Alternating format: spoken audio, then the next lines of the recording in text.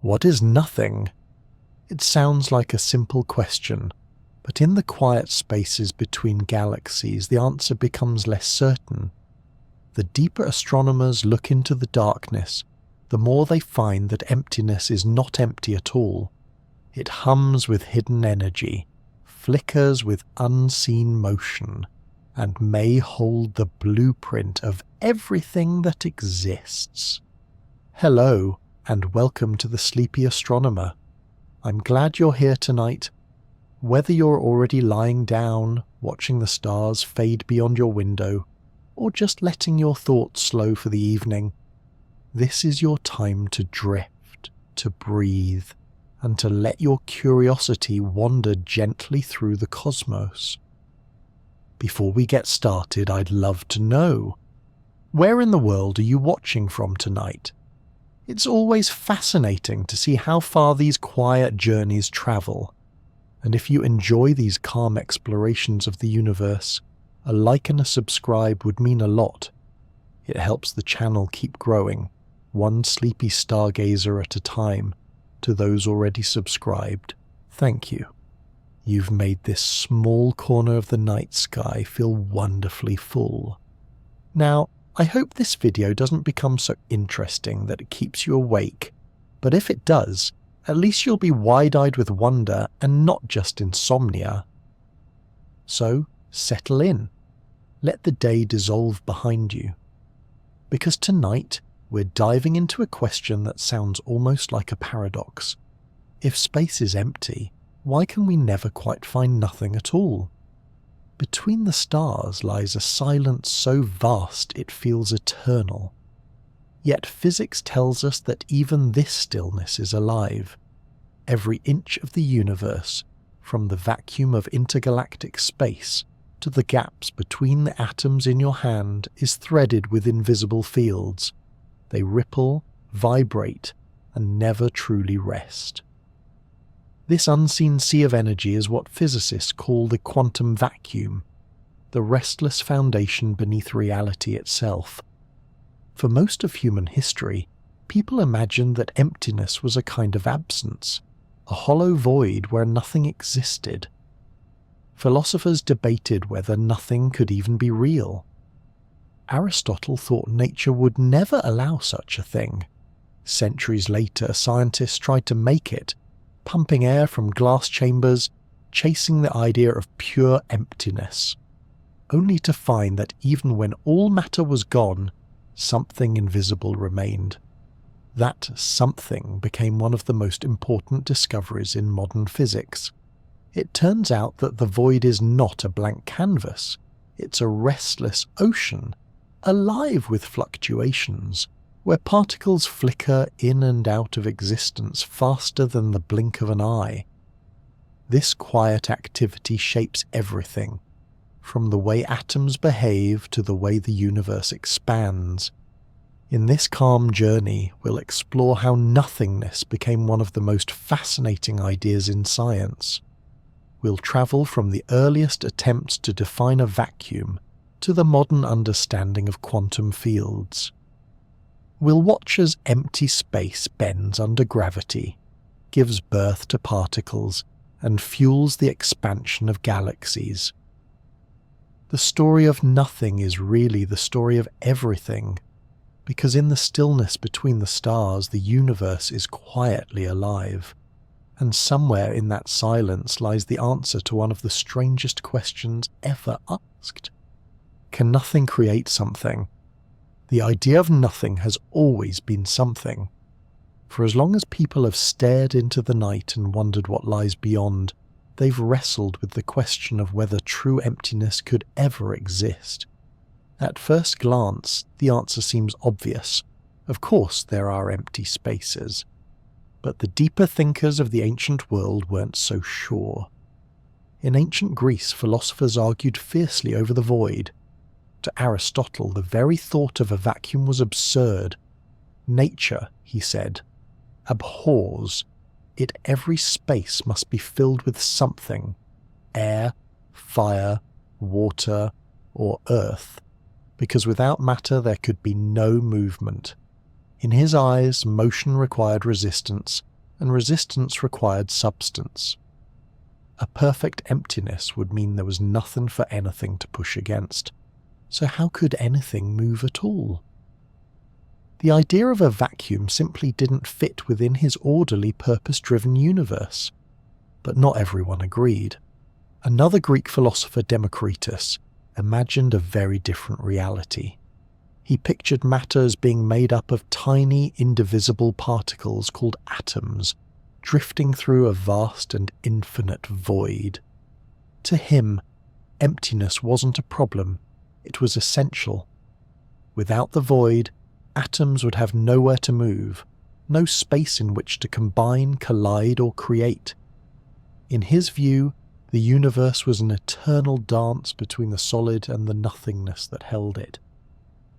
The disagreement between Aristotle and Democritus wasn't just academic. It was a clash between two visions of the cosmos. One was purposeful and continuous, the other mechanical and infinite.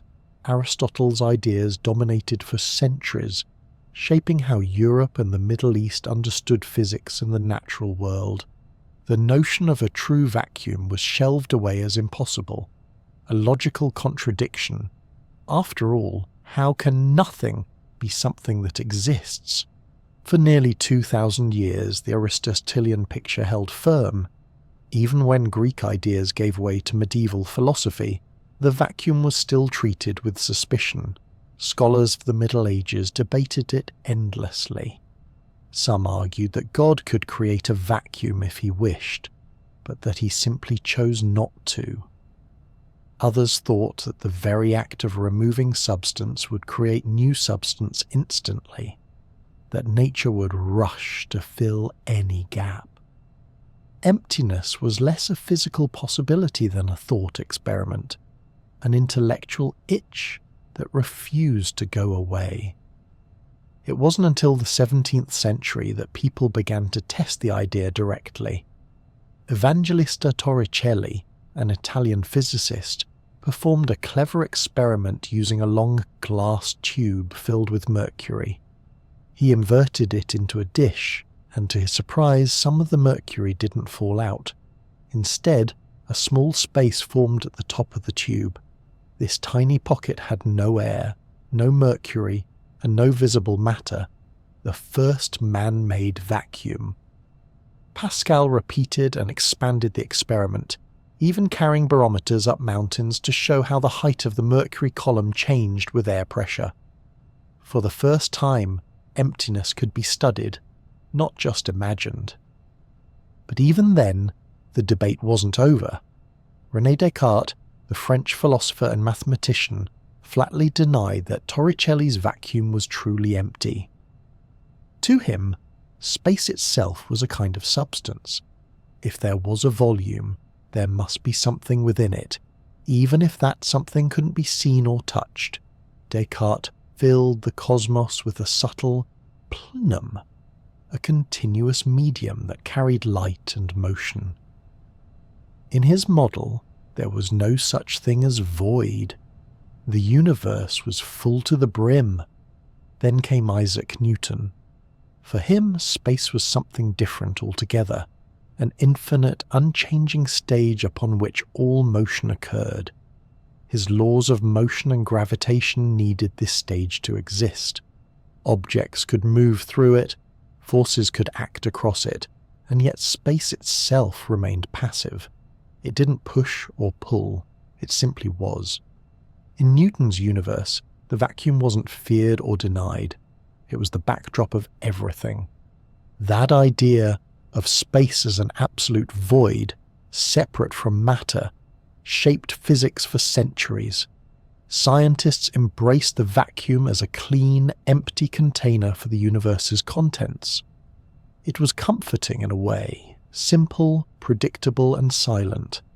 But as measurements grew more precise and our understanding of light and electricity deepened, small cracks began to appear in that perfect emptiness.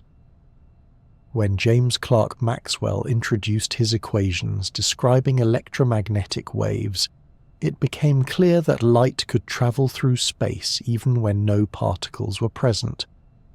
That puzzled physicists. How could a wave move through nothing? So they proposed something called the luminiferous ether, an invisible substance that filled all space and carried light like water carries ripples. It was a clever idea that tried to make emptiness less empty.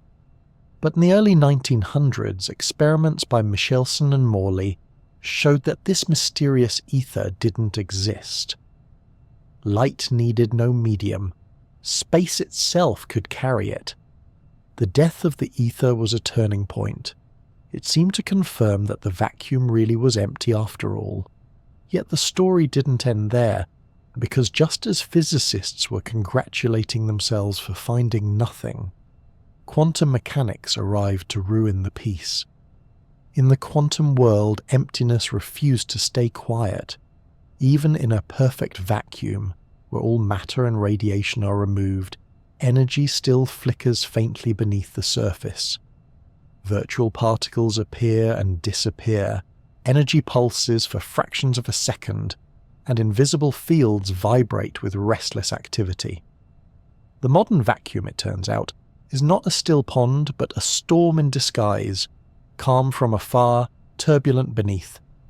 This revelation left physics with a strange paradox.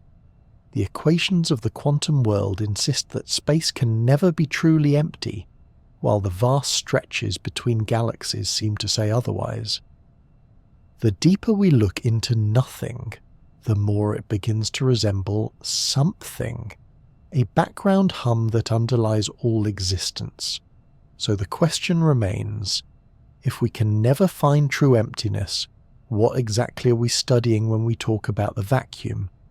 How can we understand something that, by definition, should not exist at all? For most of human history, the idea of a vacuum belonged to philosophy, not experiment. People could imagine it, argue about it, even fear it, but no one had ever actually seen one. The world seemed too full, too heavy, too alive with air and substance for true emptiness to exist. Then, in the middle of the 17th century, a quiet revolution began in a small Italian workshop. Evangelista Torricelli, a student of Galileo, was curious about the limits of suction. Everyone knew that water could be drawn upward by a pump, but only to a height of about 10 meters. Beyond that, the water refused to climb. Some thought the pump simply lost its strength, but Torricelli suspected that something more subtle was at work, that air itself might have weight, and that its pressure was holding the water down. To test the idea, he replaced water with mercury, a much denser liquid. He filled a long glass tube sealed at one end and inverted it into a dish of mercury. The column inside fell partway down, leaving a small, shimmering gap at the top. Nothing visible filled that space. No air, no vapour, no light. It was, for all practical purposes, the first man-made vacuum. Torricelli's experiment was more than clever engineering. It was the moment when humanity captured nothing in a bottle. He had shown that the air around us presses downward, that it has mass, and that this invisible weight could balance the heavy column of mercury. The space above the column, he reasoned, contained no air at all, just emptiness. He called it a Torricellian void, though in truth it was far from void of meaning. Word of the experiment spread quickly through Europe, fascinating and unsettling thinkers alike. Some celebrated it as proof that Aristotle had been wrong, that nature could in fact tolerate a vacuum. Others were not so easily convinced. Perhaps, they argued, something invisible still filled the space, a subtle spirit, an ethereal matter too fine to detect. Even in the age of reason, the fear of nothing lingered. Blaise Pascal took the idea further. If the pressure of air held the mercury in place, then that pressure should weaken at higher altitudes, where the atmosphere is thinner. In 1648, he sent his brother-in-law up the Puy de Dôme, a mountain in central France, carrying barometers made in his workshop. As the man climbed, the mercury level steadily fell. The experiment confirmed it. Air truly has weight, and that invisible sea of atmosphere presses on everything around us. Robert Boyle, inspired by these discoveries, built an even more ambitious device, the air pump. With the help of his assistant Robert Hooke, he constructed glass chambers sealed to brass pumps capable of drawing the air out. Inside these transparent globes, the effects of the vacuum became visible. Candles flickered and died, bells lost their sound, small animals gasped and fell still. It was dramatic, perhaps morbid, but deeply illuminating. Boyle observed that without air, flames could not burn and lungs could not breathe. The medium of life had been removed. Yet even in that eerie silence, the world's hidden structure revealed itself. Air was no longer a ghostly nothing. It was a tangible substance with weight and force. The absence of it made that clearer than ever. In one of his more peaceful demonstrations, Boyle placed a small spring inside the evacuated chamber. He found that it still pushed and recoiled with its usual energy. This suggested that matter itself contained its own elasticity, independent of the surrounding air. By removing everything he could, he had uncovered something deeper, the resilience built into the materials of the world. The glass globes gleamed like crystal moons, filled with absence, yet surrounded by eager faces. It must have been a strange sight, a gathering of scholars and nobles leaning close to watch, nothing being made. In that shimmering void they saw proof that invisible forces shaped the visible world, a revelation that would echo through science for centuries. Even the barometer, now a common instrument, carries this heritage.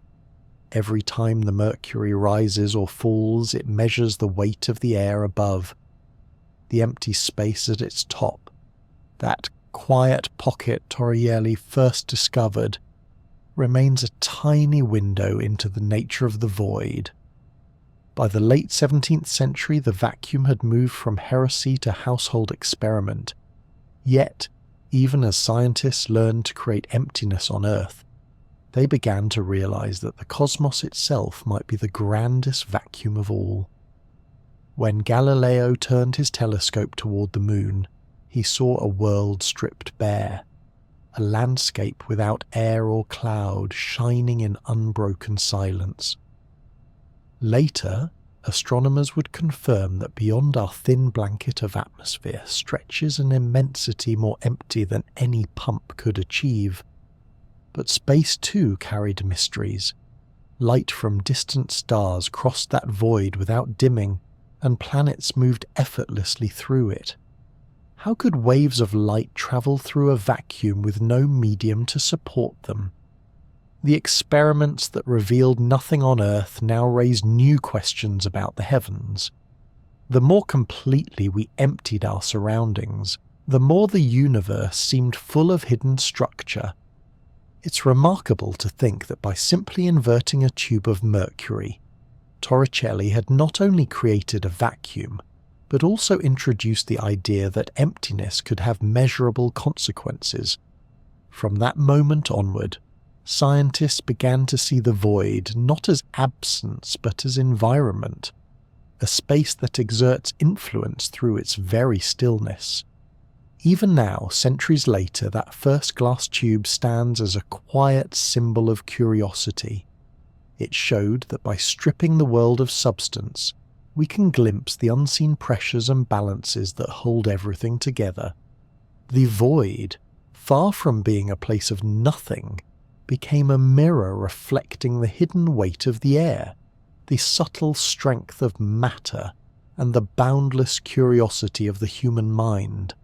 And with every improvement in our ability to create emptiness, stronger pumps, purer chambers, deeper vacuums, we found not peace, but paradox. Each time we removed another layer of substance, we discovered something new pressing back. The closer we came to nothing, the more we uncovered the invisible forces that never truly leave us. When scientists first began experimenting with vacuums, they still thought of space as a kind of container, a box that could be filled or emptied at will. Air could be pumped out, mercury drained away, light blocked or let in, and what remained was assumed to be nothing at all. But that image of emptiness didn't survive the 20th century. The deeper physics looked, the more it became clear that the universe doesn't really have a background. It is the background. Everywhere you look, from the heart of an atom to the edge of the observable universe, space is filled with invisible fields. They're not made of particles, and they don't sit in space. They are space. These fields are the true fabric of reality, the quiet foundation from which all matter, energy, and force arise. At first, the idea sounds strange, almost mystical. After all, a field is hard to picture. You can't scoop it up or store it in a jar, yet you've seen their effects your entire life.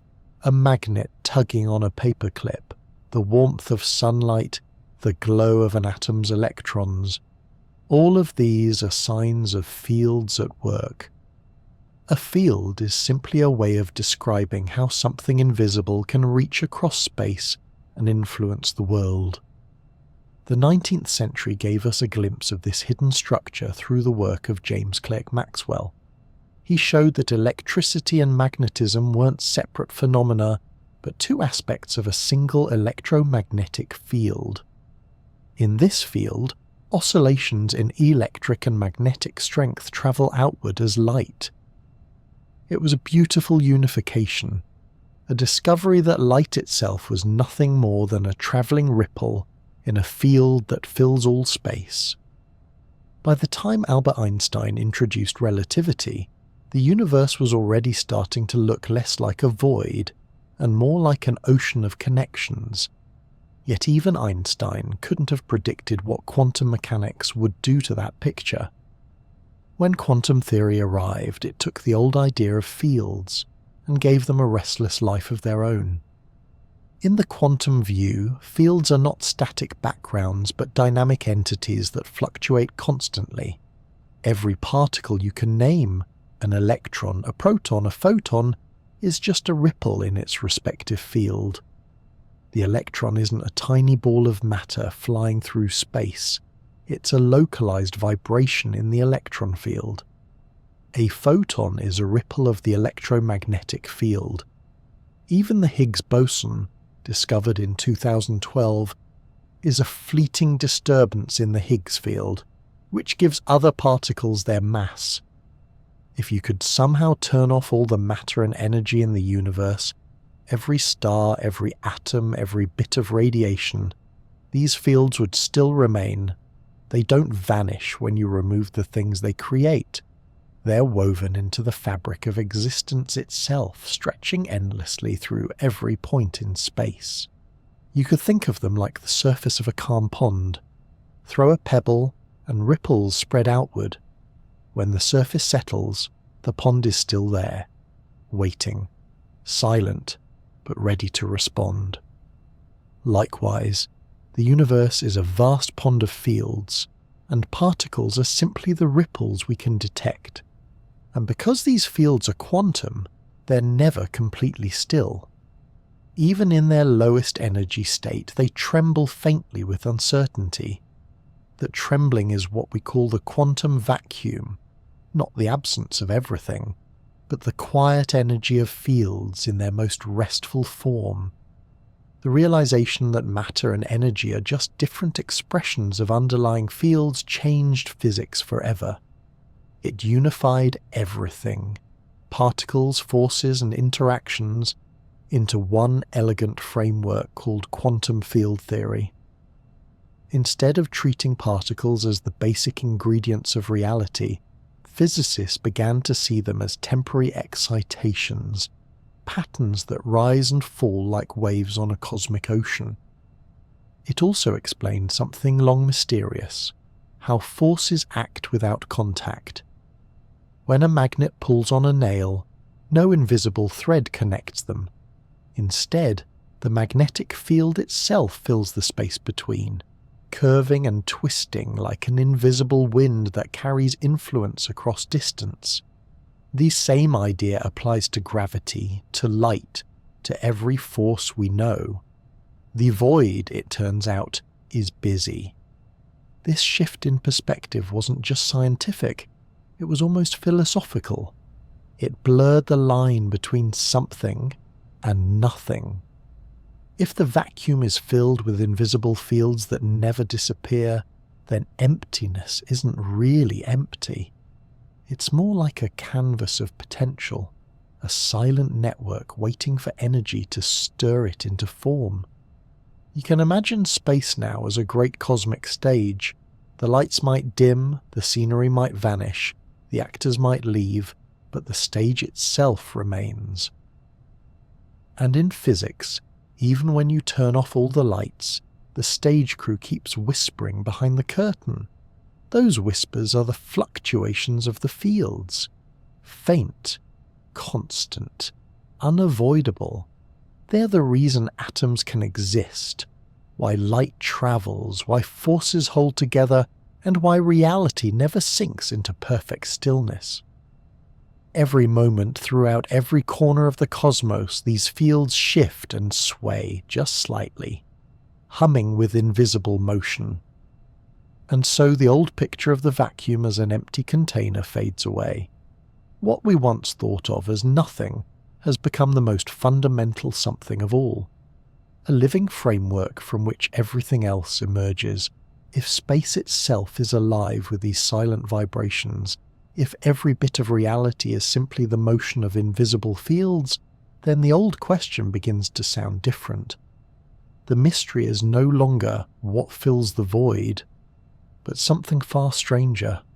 If the fields never disappear, what does empty mean anymore?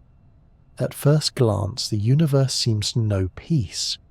Between the planets, there are endless stretches of darkness where nothing stirs. Even the light from distant stars crosses that emptiness in perfect silence. To the human eye, it looks like stillness, a cosmic calm so deep that it feels eternal. Yet beneath that calm, the laws of physics tell a very different story. The silence of the universe is not stillness at all. It is motion so delicate and continuous that it never entirely stops. At the heart of this hidden movement lies one of the strangest ideas in science, the uncertainty principle. It emerged from the early days of quantum mechanics, when physicists like Werner Heisenberg discovered that at the smallest scales, nature refuses to hold still long enough to be measured precisely. You can know where a particle is or how fast it's moving, but never both at the same time with perfect accuracy. The more you focus on one, the blurrier the other becomes. This wasn't a flaw in our instruments. It was a feature of reality itself. It meant that motion, energy, and position are never completely definite. The quantum world is made of probabilities, shifting, uncertain, alive. Even when we think we've reached absolute zero, the lowest possible temperature, the jitter of uncertainty remains. Matter never quite stops moving. If the universe were truly motionless, energy would have to settle to exactly zero. But the uncertainty principle forbids that. A perfectly still particle would have a perfectly known momentum, namely none, and a perfectly known position exactly here. The equations of quantum mechanics simply won't allow such precision. The particle must always have a little bit of both, a whisper of motion, a trace of energy, a ghost of existence that never fades. This restless hum of activity gives rise to what physicists call quantum fluctuations. Even in a vacuum, even in what we'd once have called nothing, energy flickers in and out of being. It's as though the universe can't quite make up its mind about how empty it wants to be. In one instant, space is calm. In the next, it ripples with tiny bursts of energy that vanish before they can be seen. You might picture these fluctuations as ripples on the surface of nothing, delicate, momentary waves that shimmer and fade faster than the blink of an eye. They appear because the energy of the vacuum can never settle completely. Uncertainty keeps it quivering at the edges of reality. For unimaginably short times, that restless energy can borrow from itself, forming pairs of particles and antiparticles that instantly annihilate. It's a kind of cosmic borrowing scheme. The universe takes a brief loan of energy and then pays it back before anyone notices the debt. These fleeting fluctuations are not just theoretical curiosities, they have real, measurable effects on the world. One of the earliest clues came from the behaviour of atoms. When physicists studied the hydrogen atom with exquisite precision, they found that the electron's energy levels didn't match the predictions of simple theory. Something seemed to be subtly shifting the energy, as if the vacuum itself were tugging on the atom. That shift, now known as the Lamb shift, turned out to be caused by the flicker of virtual photons, particles of light that momentarily bubble up from the vacuum before disappearing again. The atom, it seems, is not alone even in emptiness. It is bathed in the soft, constant chatter of the quantum sea. The same invisible forces bend the path of light itself. Photons travelling through what we think of as empty space are constantly influenced by this background field of fluctuations. They interact with virtual particles that flash into being, slightly changing the speed and direction of the light. Space behaves like a lens made of nothing, clear, transparent, yet alive with hidden refractions. Even gravity listens to this quiet background. Quantum fluctuations of energy contribute to what we call vacuum energy, the faint pressure that pervades all of space. On the scale of galaxies, this energy shapes the universe's expansion, stretching the fabric of space-time ever so gently outward. On smaller scales, it binds atoms, shifts forces, and keeps the quantum world forever unsettled. The effects are tiny, almost impossibly so, yet their consequences stretch across everything. Without these restless fluctuations, matter as we know it wouldn't behave the same way atoms might collapse, chemistry might fail, and light itself might travel differently. The quantum vacuum, though invisible and intangible, plays the quiet role of stabilizer for the universe. It's an eerie thought. Everywhere you look, even in the emptiest corner of space, the vacuum is alive with flickers of energy. The apparent calm of the cosmos hides an endless dance of creation and destruction, too fast for any eye or instrument to follow. If we could somehow slow time down by a trillion times, we might see particles winking in and out of existence like fireflies in a storm. But at our scale, all we sense is the smooth silence they create together, the faint background hum of a universe that never truly sleeps. In quantum physics, stillness is an illusion. What we call empty is a restless ocean of uncertainty, where every point in space quivers with potential.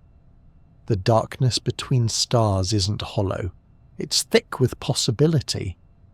Each flicker of the vacuum may be gone in a heartbeat, but the collective effect is eternal. So the next time you imagine the deep silence of space, remember this. Even when the last photon fades and the last atom drifts apart, the universe will not rest. Beneath that silence, it will continue to tremble, softly, endlessly. in the quiet rhythm of quantum fluctuations. The universe itself, it seems, is never truly still. It's a strange thought that nothing can push. Yet in the mid-20th century, 2 Dutch physicists discovered that emptiness itself can apply pressure, as if the vacuum were a living thing with a gentle but measurable touch. The experiment that revealed this quiet force is now known as the Casimir effect, named after Hendrik Casimir, who predicted it in 1948 while working at the Philips Research Laboratories. Casimir wasn't searching for a cosmic revelation. He was studying how quantum theory might affect simple electrical systems. But as often happens in science, curiosity about a small detail led to something profound. Casimir imagined placing 2 flat metal plates, perfectly smooth and parallel, extremely close together in a vacuum, only a few hundred nanometers apart. That's less than the wavelength of visible light, so close that no ordinary air molecule could fit between them. You might expect that in a perfect vacuum, with no gas or radiation to push or pull, the plates would simply float in balance, unaffected. But quantum physics had other plans. In quantum field theory, empty space isn't truly empty. It seethes with invisible electromagnetic waves, fluctuations of every possible frequency. Each wave can be thought of as a tiny vibration in the electromagnetic field, filling the void like overlapping notes in an infinite orchestra. Normally, these waves exist everywhere equally, bouncing in every direction with all possible wavelengths. But when you insert 2 plates, you set boundaries, and boundaries change the music. Between the plates, only certain wavelengths fit neatly, those that have nodes precisely where the metal surfaces lie. All other wavelengths are excluded. They simply cannot exist in that confined space. Outside the plates, however, the vacuum remains unbounded, filled with the full range of quantum vibrations. The result is a subtle imbalance. More energy exists outside the plates than between them, and like a difference in air pressure, that imbalance creates a push, a tiny measurable force pressing the plates together. This is the Casimir effect, a force generated not by matter, heat, or magnetism, but by the quiet structure of the vacuum itself. In the simplest terms, there are fewer quantum modes between the plates than outside, and the vacuum behaves as though it wants to even things out. The plates are gently nudged together by nothing. The strength of this force is unimaginably small. For 2 plates separated by a few hundred nanometers, it amounts to a pressure of roughly 1/10,000th of an atmosphere, about the weight of a mosquito resting on your hand. Yet in the world of physics, that's enormous. Measuring something born from the absence of everything else is no small feat. It took decades before experiments were sensitive enough to detect the effect directly. In the 1990s, teams using ultra-smooth metal coatings and torsion pendulums finally measured it with exquisite precision. The data matched Casimir's prediction perfectly. The vacuum, it turned out, could push. The elegance of the result captured physicists' imaginations. It is one of the first direct pieces of evidence that the quantum vacuum is not a mathematical abstraction, but a physical reality. The nothing surrounding us has properties, pressure, energy, and the ability to interact with matter. It can't be scooped up or bottled, but its presence can be felt through its consequences. Some liken the Casimir effect to the gentle touch of an invisible ocean. Imagine the plates as 2 ships floating side by side on a sea of waves. Between them, the water can't form swells as easily, while outside the waves roll freely. The difference in wave activity pushes the ships together. The vacuum behaves in much the same way, but its waves are not made of water. They're fluctuations of electromagnetic energy, dancing in and out of existence far too quickly for any human sense to perceive. There's a quiet poetry in how such emptiness can produce action. It's as though the universe insists on balance, even in its most silent corners. Remove all air, all light, all heat, and still something moves. Still the vacuum whispers. The Casimir effect has found practical importance too. In the microscopic world of nanotechnology, where machines are built smaller than a grain of dust, this quantum pressure becomes significant. Tiny mechanical parts can stick together unexpectedly because of Casimir forces, a reminder that even empty gaps between them are alive with invisible energy. What began as a thought experiment now affects how engineers design the miniature devices of the future. On a grander scale, the Casimir effect hints at the enormous energy hidden within the vacuum. The pressure between two small plates is only the tiniest sample of a vast underlying field that permeates the universe. If space can push with such subtlety on metal surfaces, how much power must be contained in the billions of cubic kilometers of vacuum between galaxies? It's a question that continues to haunt cosmology and fuels the mystery of dark energy, the unseen force that drives the universe's expansion. For now, the Casimir effect stands as one of the most beautiful demonstrations in all of physics. A force born not from substance, but from absence. Two silent pieces of metal, placed close together, feel each other through the quiet fabric of space itself. It reminds us that the vacuum is as real as the wind or the tide, invisible but never inert. The space between things is not a void to be ignored, but an active participant in the grand performance of the cosmos. If you ever find yourself imagining absolute stillness, picture those two metal plates suspended in the darkness. Between them lies nothing at all, and yet that nothing gently draws them closer. The universe, it seems, refuses to let even emptiness be empty. In the quiet depths of the quantum vacuum, things are never as peaceful as they appear. What looks like stillness is, in truth, an endless flicker of creation and destruction, a constant shimmering beneath reality's surface. For every point in space, no matter how empty, energy is on loan, borrowed for the briefest of moments before being returned. From that restless borrowing arise the strangest residents of the universe, virtual particles. Despite their name, virtual particles aren't fictional. They're not hallucinations of mathematics or tricks of imagination. They're a necessary part of how the universe maintains balance in a world ruled by uncertainty. Quantum field theory tells us that even in a perfect vacuum, the fields that fill all of space cannot remain completely quiet. They quiver and shift, producing brief fluctuations of energy that take the form of particles, momentary sparks beneath the surface of an invisible sea.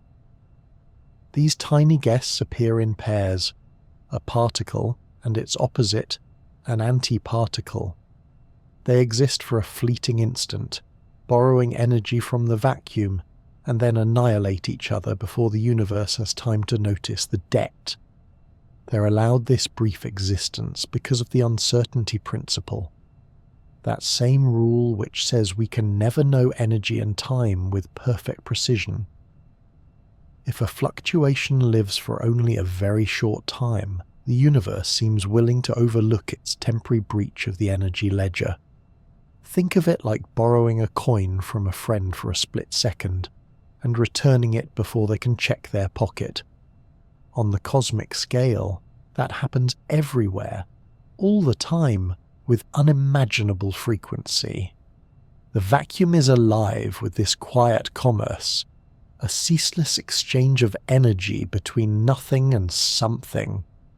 Though they can't be seen directly, virtual particles reveal themselves through their effects.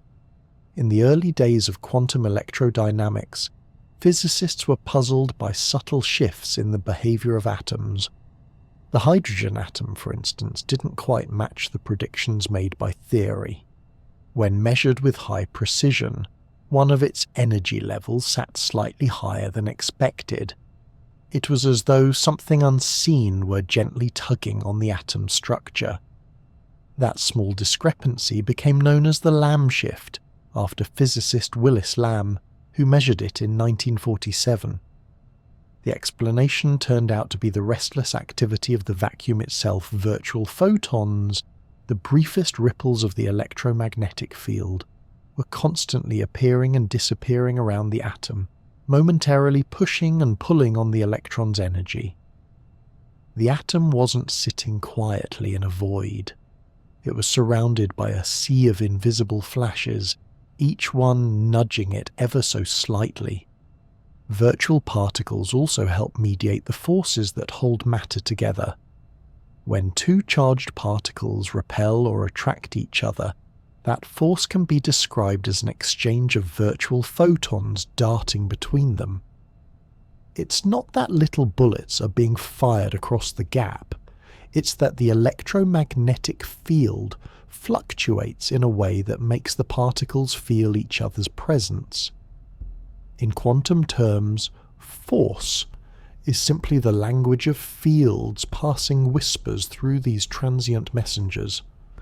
The strong nuclear force which binds protons and neutrons inside atomic nuclei works the same way, but with virtual gluons instead of photons.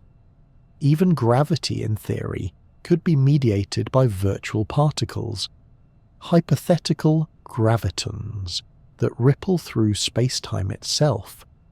Whether or not they truly exist, the idea unites the smallest and largest scales of nature under one principle, that every interaction is, at its heart, a brief conversation between fields, carried by ephemeral guests that never stay long enough to be seen.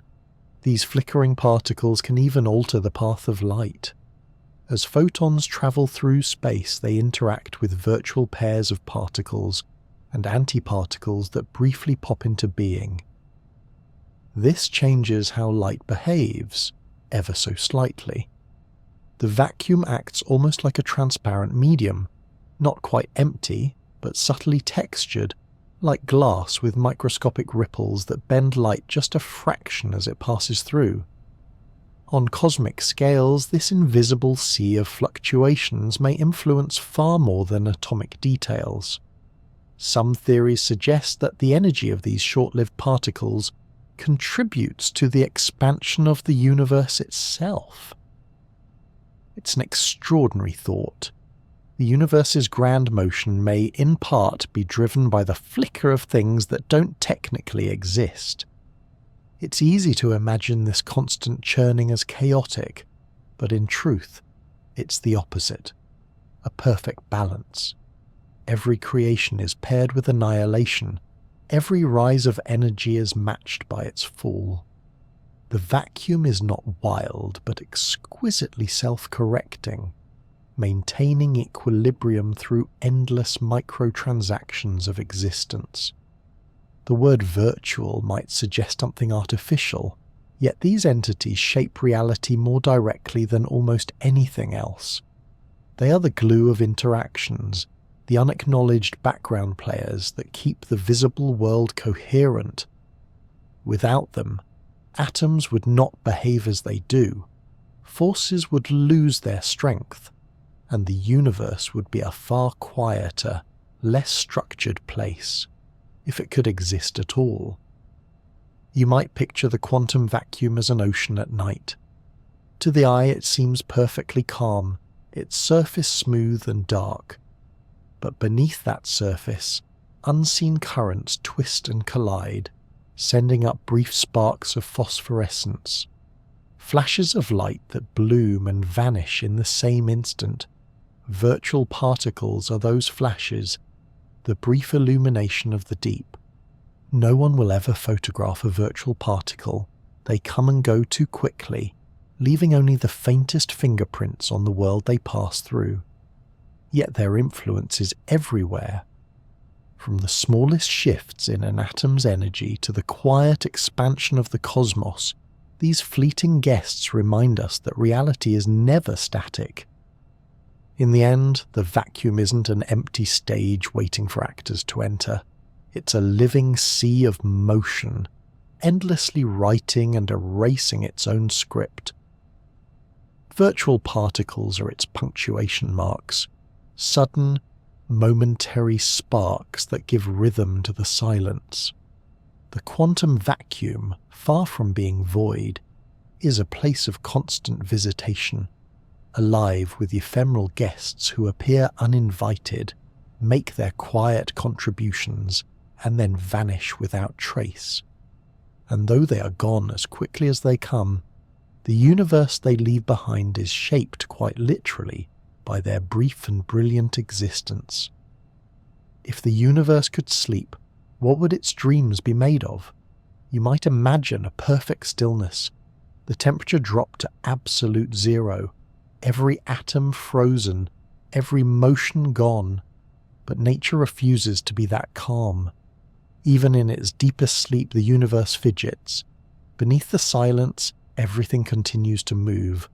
That quiet, irreducible motion is known as zero-point energy, the lowest possible energy that any system can ever have. The idea of zero-point energy arose in the early days of quantum mechanics, when scientists discovered that even in its lowest energy state, an atom or molecule can never be completely still. In classical physics, that's easy to picture. Stop all motion and energy should vanish. But the quantum world is built on uncertainty, and uncertainty doesn't allow stillness. The more precisely you try to pin down an object's position, the less you can know about its motion. If a particle were completely motionless, both would be known exactly, and the universe simply doesn't permit that. So even at absolute zero, the temperature of minus 273.15 degrees Celsius, where classical motion should stop, atoms still vibrate faintly, as though whispering in their sleep. Those faint whispers are not trivial. They're what keep atoms and molecules stable. Imagine the electrons in an atom orbiting their nucleus. If they could lose all their energy, they would fall straight into the center, collapsing the atom entirely. Zero-point energy stops that from happening. It provides a tiny cushion, a baseline of motion that holds everything apart just enough to prevent total collapse. The same restless hum is what gives solids their structure. Even the hardest crystal isn't truly rigid. Its atoms tremble with the faint rhythm of quantum motion. In laboratories, this persistence of motion has been observed again and again. Physicists have cooled gases to within billionths of a degree above absolute zero, trapping atoms in light and magnetic fields. At those temperatures, the atoms move so slowly that their quantum nature becomes visible. Yet even then they never stop entirely. The remaining motion, minute but unmistakable, is zero-point energy in action. It's as though nature keeps a small reserve of motion hidden away, just to make sure existence never freezes completely. This subtle energy doesn't only live inside atoms, it fills space itself. Every quantum field that spans the universe, electromagnetic, gravitational, nuclear, possesses its own zero-point energy. Even in a perfect vacuum, where no particles or radiation remain, these fields continue to fluctuate. The result is staggering. The vacuum itself should contain an enormous amount of energy, possibly infinite. When physicists first calculated this, they were baffled. If they added up all the contributions from every possible vibration in every field, the predicted energy density of empty space was absurd. 120 orders of magnitude larger than what we actually observe in the universe. It was, and remains, one of the greatest mismatches between theory and measurement in all of science. Something clearly must be cancelling most of it out. But the leftover portion, the small fraction that remains, may be what drives the universe's expansion today. That faint pressure, the push of zero-point energy on the cosmic scale, could be the mysterious dark energy that's slowly forcing galaxies apart. It's a comforting thought in a strange way. The same principle that keeps atoms from collapsing might also be keeping the cosmos alive and growing. Zero-point energy has captured imaginations far beyond physics too. It sounds like free energy, an infinite reservoir waiting to be tapped. Science fiction stories and speculative inventors have dreamed of engines powered by the vacuum itself. Limitless energy drawn from nothing. Sadly, reality is not so generous. Zero-point energy can't be extracted or used without destroying the conditions that make it exist in the first place, like trying to scoop a wave without disturbing the ocean. The moment you reach for it, it disappears. Still, its existence changes how we think about the universe. It means that the concept of rest is an illusion. Nothing ever fully stops. There's always a trace of motion beneath the calm on microscopic scales. That restless foundation gives the world its shape and texture. On cosmic scales, it might be the engine that stretches the universe itself. Even the darkness between galaxies could be filled with this soft hum of energy, a sea of invisible motion keeping time with creation. If you could somehow listen to the vacuum, it wouldn't sound like silence. It would be a faint, omnipresent buzz woven from every quantum field in existence. Every atom, every particle, every beam of light adds to the chorus. And though our instruments cannot hear it directly, its influence is everywhere, in the stability of matter, the behavior of light, and perhaps in the accelerating drift of the galaxies themselves. Physicists often describe zero-point energy as the floor of reality, the minimum energy level that everything rests upon. But it's not a perfectly smooth floor. It shifts and trembles, rippling with tiny fluctuations that never stop. It's like the gentle sway of a ship at anchor, motionless, yet always moving with the unseen tides. Even when the universe tries to nap, it fidgets. Its smallest building blocks can't resist the urge to move. That irrepressible motion is a reminder that existence itself is not something static, but an ongoing performance. Every atom, every field, and every empty space plays a quiet note in the symphony of zero-point energy. And as strange as it sounds, this hidden vibration connects us to the largest structures in the cosmos. The same restless principle that prevents your coffee cup from collapsing under its own atoms might be shaping the fate of galaxies. It's a gentle kind of cosmic irony. The smallest motions, impossible to see, may determine how the largest motions unfold. In the end, zero-point energy is proof that nothing in the universe ever truly comes to rest. The cosmos breathes quietly beneath its own silence, its foundations trembling with unseen motion. Even in the stillness between stars, there's always a little movement, a whisper of energy that refuses to fade, a flicker that keeps reality from ever falling completely asleep. The story of space used to be simple. It was a background, an empty stage on which the drama of the universe played out. Matter moved, light crossed the void, and gravity pulled things together, all within an arena that remained still and unchanged. Then along came Einstein, and that old stage dissolved beneath our feet. Space, he revealed, is not a backdrop at all. It's part of the play. Einstein's theory of general relativity showed that space and time are woven together into a single entity. Space-time. It isn't rigid. It bends and stretches, responding to the presence of energy and mass. The planets orbit the Sun not because they're being pulled by an invisible force, but because the Sun's mass curves the space-time around it, and the planets simply follow the gentle contours of that curve. The universe, in this view, is flexible. It breathes, ripples, and evolves. You can picture space-time as a vast, invisible fabric. Place something massive on it. A star, a planet, a black hole, and the fabric dips. The deeper the dip, the stronger the gravity.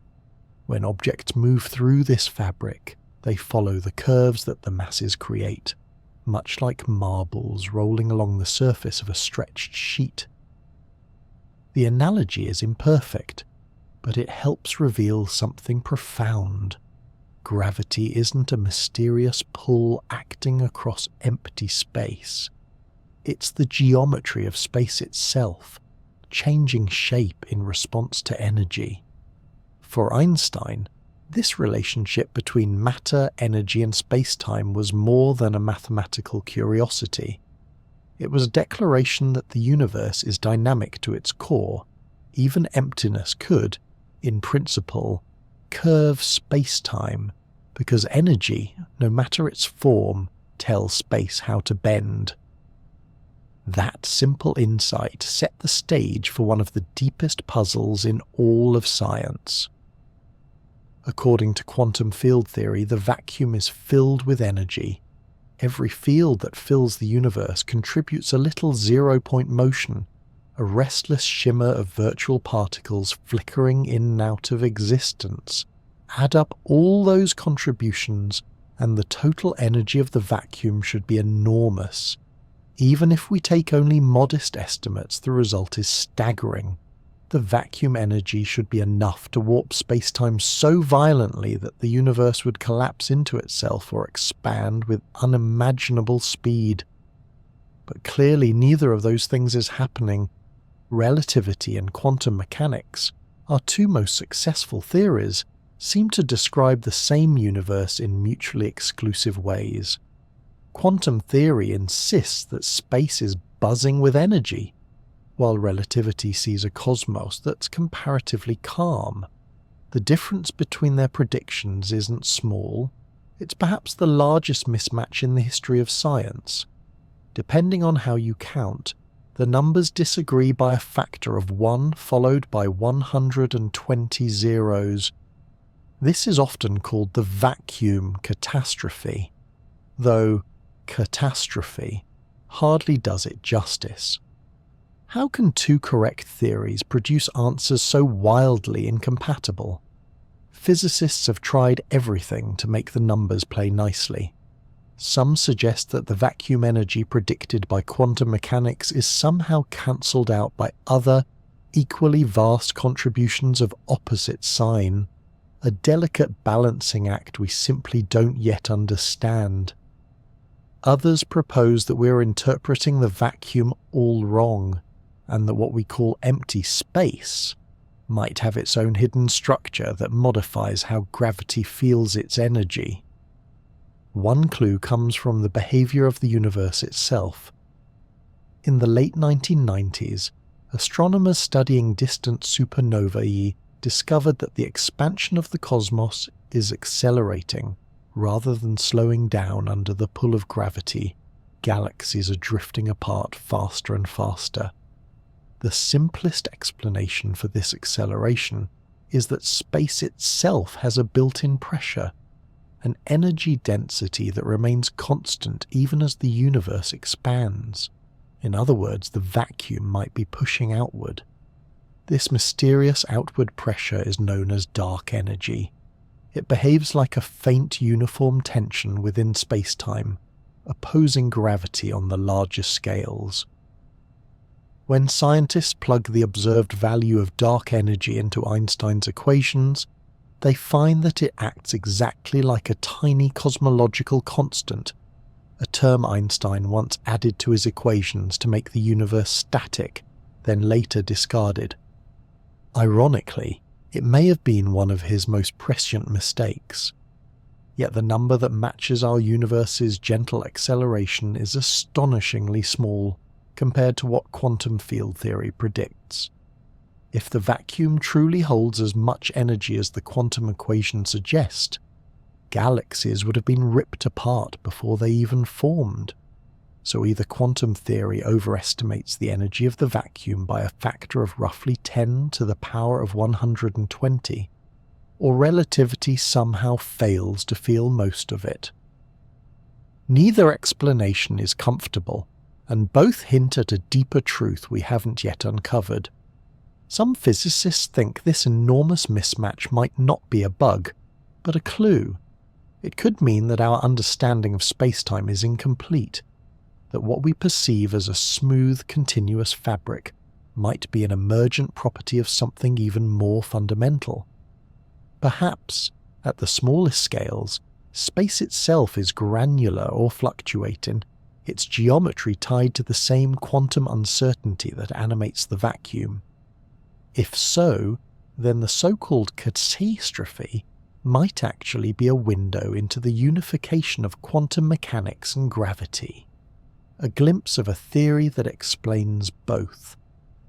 It's humbling to realize that the very emptiness around us hides such a profound conflict.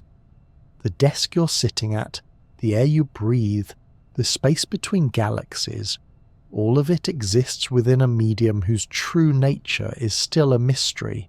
We can describe its geometry with relativity, or its energy with quantum theory, but not yet both at once.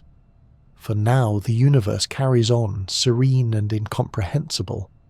The stars drift through spacetime's curves, the galaxies continue their slow expansion, and the vacuum hums softly beneath it all. The energy of nothing shapes the cosmos, yet we barely understand how. Perhaps hidden in the delicate disagreement between relativity's calm geometry and quantum theory's restless sea lies the secret to dark energy itself. The quiet power that keeps the universe stretching outward, one heartbeat of space at a time. When Albert Einstein first published his theory of general relativity in 1915, it rewrote our understanding of gravity and space. His equations described a universe where mass and energy tell space-time how to curve, and that curvature in turn tells matter how to move. It was elegant, powerful and revolutionary, but it carried an unexpected problem. The equations implied that the universe could not remain still. Gravity would pull everything together until the cosmos collapsed, or the momentum of expansion would send everything drifting apart. A static universe, which most scientists of the early 20th century took for granted, seemed impossible. Einstein, like many of his contemporaries, was uncomfortable with that result. The night sky looked peaceful and eternal. There was no evidence at the time that galaxies were moving. So, in 1917, he introduced a modification to his equations, a term he called the cosmological constant, denoted by the Greek letter lambda. It acted as a kind of cosmic pressure, an outward force that perfectly balanced gravity's inward pull. With this addition, the universe could stand in stable equilibrium, not expanding, not contracting, but serenely eternal. It was a clever mathematical patch, but it never sat comfortably. Einstein himself described it as a kind of fudge factor, added not because nature demanded it, but because human intuition did. Then, in the 1920s, observations began to suggest that the universe was not static after all. astronomers such as Vesto Melvin Slipher measured that light from distant galaxies was red-shifted, stretched toward longer wavelengths, a sign they were moving away from us. A few years later, Edwin Hubble confirmed the pattern. Every galaxy, it seemed, was retreating. The universe was expanding. Einstein was reportedly dismayed. His cosmological constant, once introduced to keep the cosmos still, had been unnecessary all along. He allegedly called it the greatest blunder of his career, though historians still debate whether he used those exact words either way.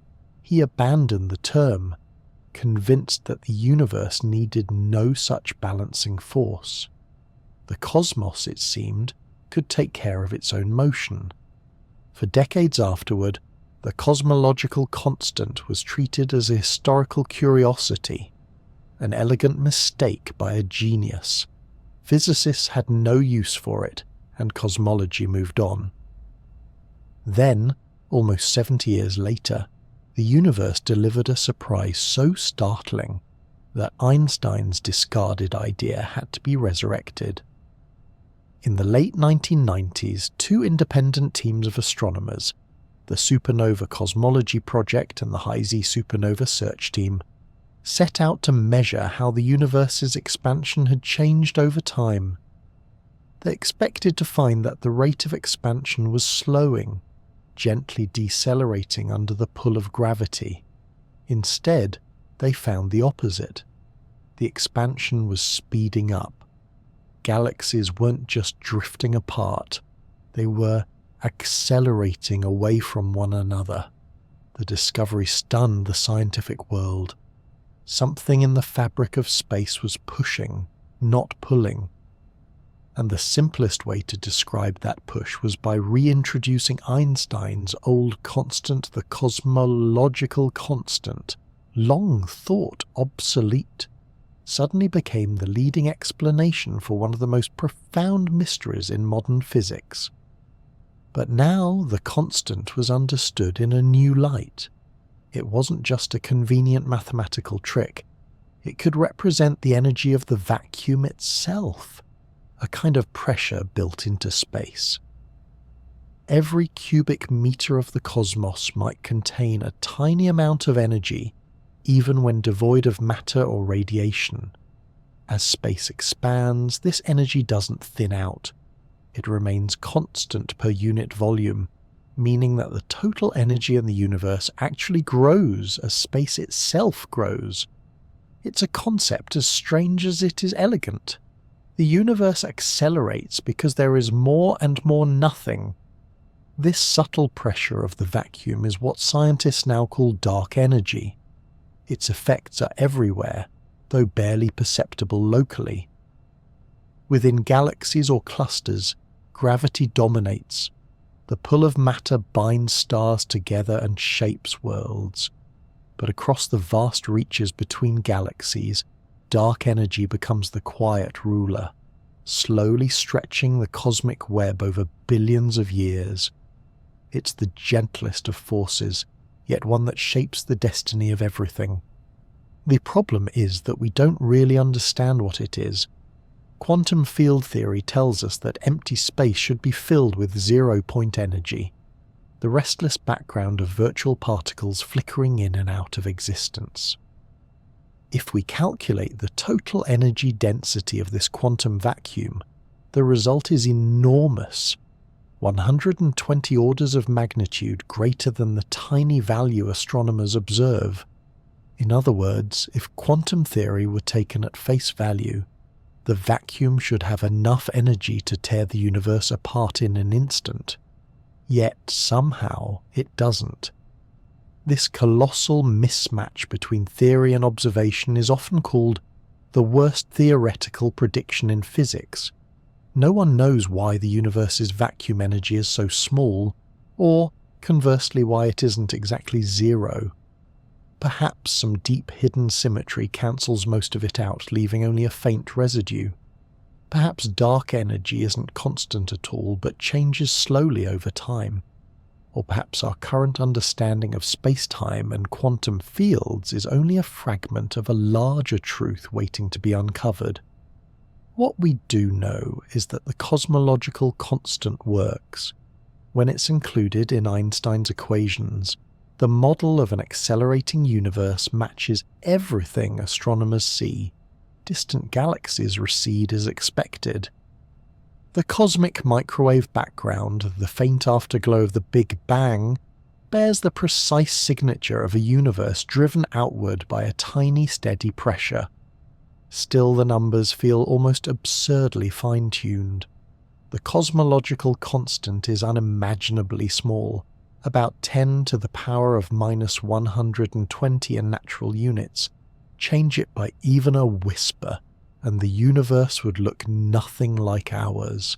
A bit more, and matter would have been blown apart before stars could form a bit less, and gravity would have pulled everything back together long ago. The existence of galaxies, planets, and even observers depends on this delicate balance. It's strange to think that all of cosmic history may be guided by a force that arises not from matter or light, but from the vacuum itself. The same emptiness we once imagined as nothing turns out to be the source of cosmic acceleration. A gentle hand expanding the universe at the faintest possible pace. It is both invisible and all-encompassing, woven into the geometry of space-time. Einstein's discarded constant, born out of a desire for cosmic stillness, has become the key to explaining the universe's restless motion. It's a neat irony. The term once meant to keep the cosmos static now helps us understand why it refuses to stop expanding. The puzzle remains unsolved, but perhaps that's part of its beauty. The vacuum appears to have power beyond measure, yet it reveals itself only in the slow drift of galaxies over eons, the quietest thing imaginable. Empty space may be the most influential force in existence. Somewhere in the silence between stars, space itself is pushing outward, softly and endlessly. The universe expands not because of what it contains, but because of what it doesn't. At the beginning of time there was no sound, no light, and no shape. The universe, if it could be called that, was smaller than an atom and filled with an energy so dense that the laws of physics we know today simply didn't apply. Then, in an instant that defies imagination, everything changed. Space itself began to stretch, not slowly, but ferociously, expanding faster than anything we can compare it to.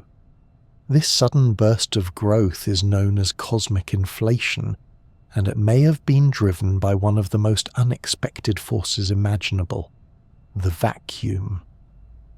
Inflation is one of those ideas that seems absurd at first, and yet explains almost everything. It proposes that, in the first trillionth of a trillionth of a trillionth of a second after the Big Bang, the universe underwent an exponential expansion. Regions smaller than the nucleus of an atom ballooned to cosmic scales in less time than it takes light to cross a single proton. And astonishingly, the energy source that powered this explosion of space wasn't fire or matter or radiation. It was the energy of nothing itself. Physicists believe that during this fleeting era, the universe was dominated by a quantum field with an enormous energy density, sometimes called the inflaton field. Its exact nature remains unknown, but its effect is unmistakable. The field's vacuum-like energy exerted a powerful negative pressure, causing space to expand outward at a staggering rate.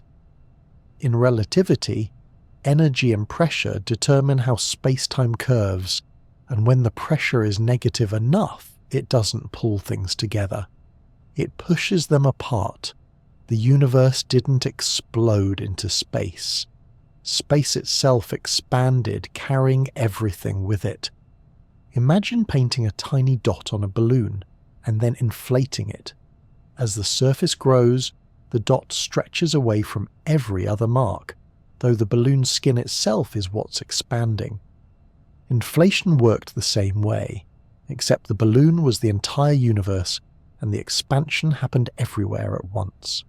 There was no center, no edge, no outside, just pure geometric growth, driven by the strange energy of the vacuum. This brief period of inflation solved several deep puzzles in cosmology. It explained why the universe looks the same in all directions, why distant regions of the cosmos, too far apart to have exchanged light or heat, still share the same temperature and density. Inflation stretched out any irregularities that might have existed before, ironing the universe into near-perfect uniformity. It also clarified why space appears so flat. Just as blowing up a balloon makes its curved surface look flatter and flatter to a tiny creature crawling on it, the rapid stretching of space-time smoothed out any curvature left from the Big Bang. But inflation didn't create a perfectly featureless cosmos.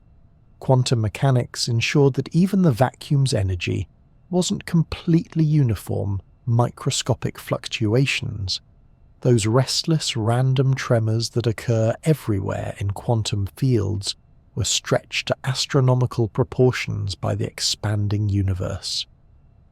Tiny ripples in the vacuum became vast regions of slightly higher or lower density. These ripples seeded the structure of everything we see today. Billions of years later, gravity amplified them. Where the density was a little higher, matter slowly gathered. Where it was lower, space became vast and empty. The galaxies, clusters and cosmic webs that now stretch across the universe all trace back to those quantum ripples, random fluctuations in the vacuum that inflation magnified into the scaffolding of existence. It's a breathtaking chain of events. The smallest disturbances in nothing grew to shape everything. We've even seen hints of those ancient fluctuations imprinted in the cosmic microwave background. The faint afterglow of the Big Bang that still fills the sky. Satellite missions like WMAP and Planck have mapped those patterns in exquisite detail. Each tiny variation in temperature we see there is a fossil of the quantum jitters from that first instant. It's as though the early universe left behind a recording of its own heartbeat frozen in light. Despite its success, inflation remains mysterious. What exactly was that field that filled the universe? Why did it start and why did it stop? We know that at some critical moment, the inflaton field's energy decayed into ordinary particles and radiation, a process cosmologists poetically call reheating. The intense energy of the vacuum transformed into the hot, dense plasma that would one day form atoms, stars, and planets. It was the universe's first act of alchemy, converting nothing into everything. There's a quiet symmetry in this story that feels almost poetic. Out of chaos came order, from emptiness, abundance. The very fluctuations that should have been meaningless noise became the fingerprints of galaxies. The vacuum's restlessness, once thought trivial, turned out to be the universe's creative spark. And inflation may not just explain the beginning, it may still echo in the universe's behavior today. The same kind of vacuum energy that once drove inflation's furious expansion could be at work again on a much slower, grander scale. The accelerating expansion we observe in distant galaxies might be a faint reflection of that ancient force, reawakened as dark energy. The cosmos, in a sense, may never have stopped expanding. It simply changed tempo, shifting from a sprint to a graceful drift. If that's true, then everything we see, every galaxy, every star, every atom, is built from the residue of that first moment of nothingness turned something inflation wasn't just the birth of space and time, it was the birth of structure, of pattern, of possibility. It's humbling to think that the universe's vast architecture traces back to quantum jitters too small to imagine. Tiny fluctuations in a vacuum field, amplified by the expansion of space itself, became galaxies hundreds of thousands of light years across all the complexity of existence. Every spiral of starlight, every planet, every life, began as a vibration in nothing. Perhaps the universe we know is just one echo in a greater symphony. Some versions of inflation suggest it never ended entirely, that in some regions space keeps inflating, spawning new universes endlessly, each with its own physics, its own story, its own night sky. Whether or not that's true, the lesson is the same. The cosmos was born not from a quiet void, but from a vacuum brimming with energy and potential. In the grandest sense, we may all be living inside a memory of that moment, a universe that still carries, in every flicker of light and every stretch of space, the lingering echo of the vacuum that gave birth to everything. When we imagine space, it's easy to picture it as smooth, a calm, continuous fabric stretching effortlessly in every direction. The planets glide through it, light moves across it, and time flows within it. From our scale, the universe looks ordered and serene. But if we could somehow shrink ourselves down to the smallest possible scale, far beyond the reach of microscopes or even imagination, we would find a world that looks nothing like the calm void we know. Space itself would begin to shimmer and churn. Distances would blur. The geometry of reality would no longer hold still.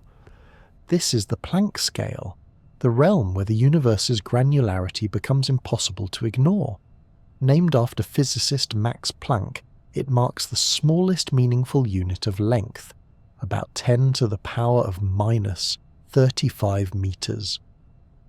To give a sense of scale, that's 1 billion times smaller than the nucleus of an atom. At that depth, our familiar concepts of before and after, here and there, begin to lose meaning. According to Einstein's relativity, space-time is smooth and continuous. According to quantum mechanics, everything in nature fluctuates. When these two principles collide at the Planck scale, space-time itself begins to obey the jittery rules of the quantum world. Instead of a steady fabric, the foundation of reality turns into something wild and dynamic, a restless ocean of microscopic distortions. Physicist John Archibald Wheeler coined a beautiful and unsettling name for this hidden landscape: quantum foam. He imagined that, at the tiniest scales, the geometry of space-time isn't flat or gently curved, but violently frothing. Quantum fluctuations in energy are so intense that they twist space-time itself, producing tiny transient features, miniature black holes, wormholes and ripples that appear and vanish faster than any clock could record. The surface of the universe, at that scale, would look less like glass and more like the skin of boiling water. It's an extraordinary picture, reality as an ocean whose calmness is only an illusion of distance. To our eyes, the sea looks flat and blue, but dip below the surface, and you find currents, eddies, and endless motion. The same holds true for space. From afar, it seems perfectly still. But beneath the calm, space-time is thought to bubble and fluctuate with invisible energy. Wheeler's vision wasn't just poetic speculation.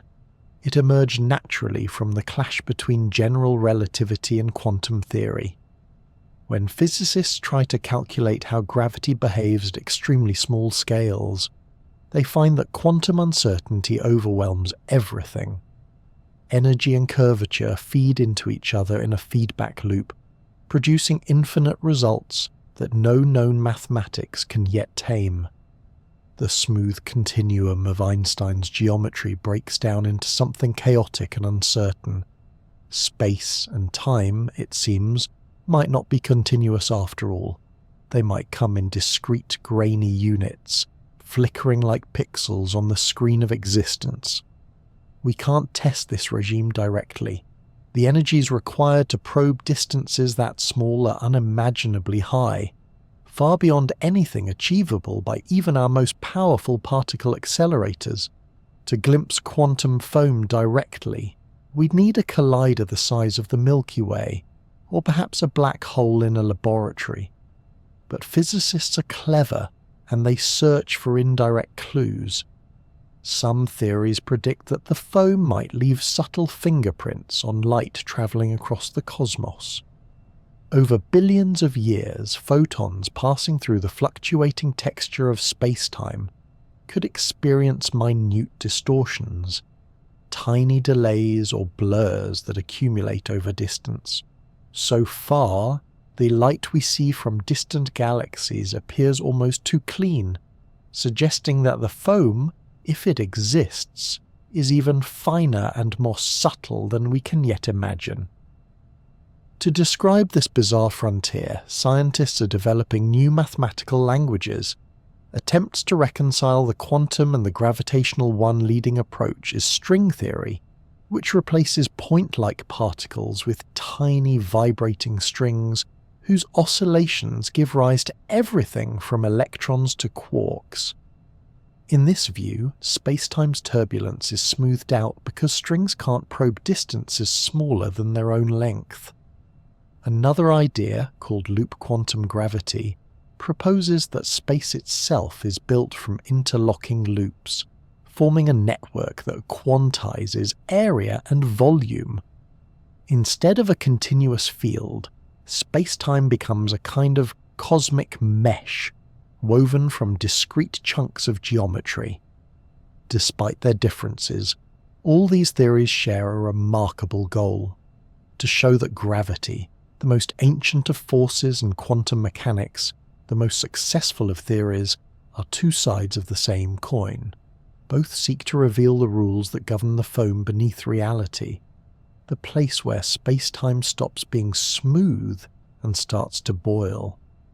If these ideas are right, then space isn't a static emptiness at all. It's dynamic, alive with microscopic structure.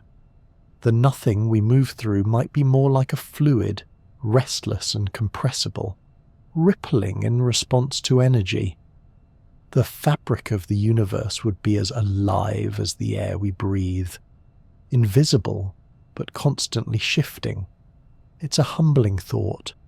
Everything we know, from the orbit of planets to the ticking of clocks, depends on the stability of space-time. Yet beneath that apparent stability lies something unpredictable and fierce.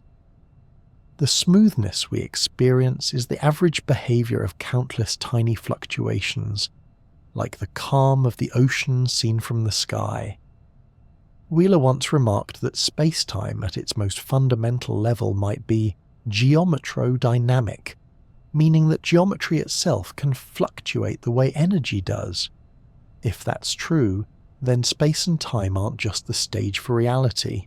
They are reality, constantly rewriting themselves at unimaginable speeds.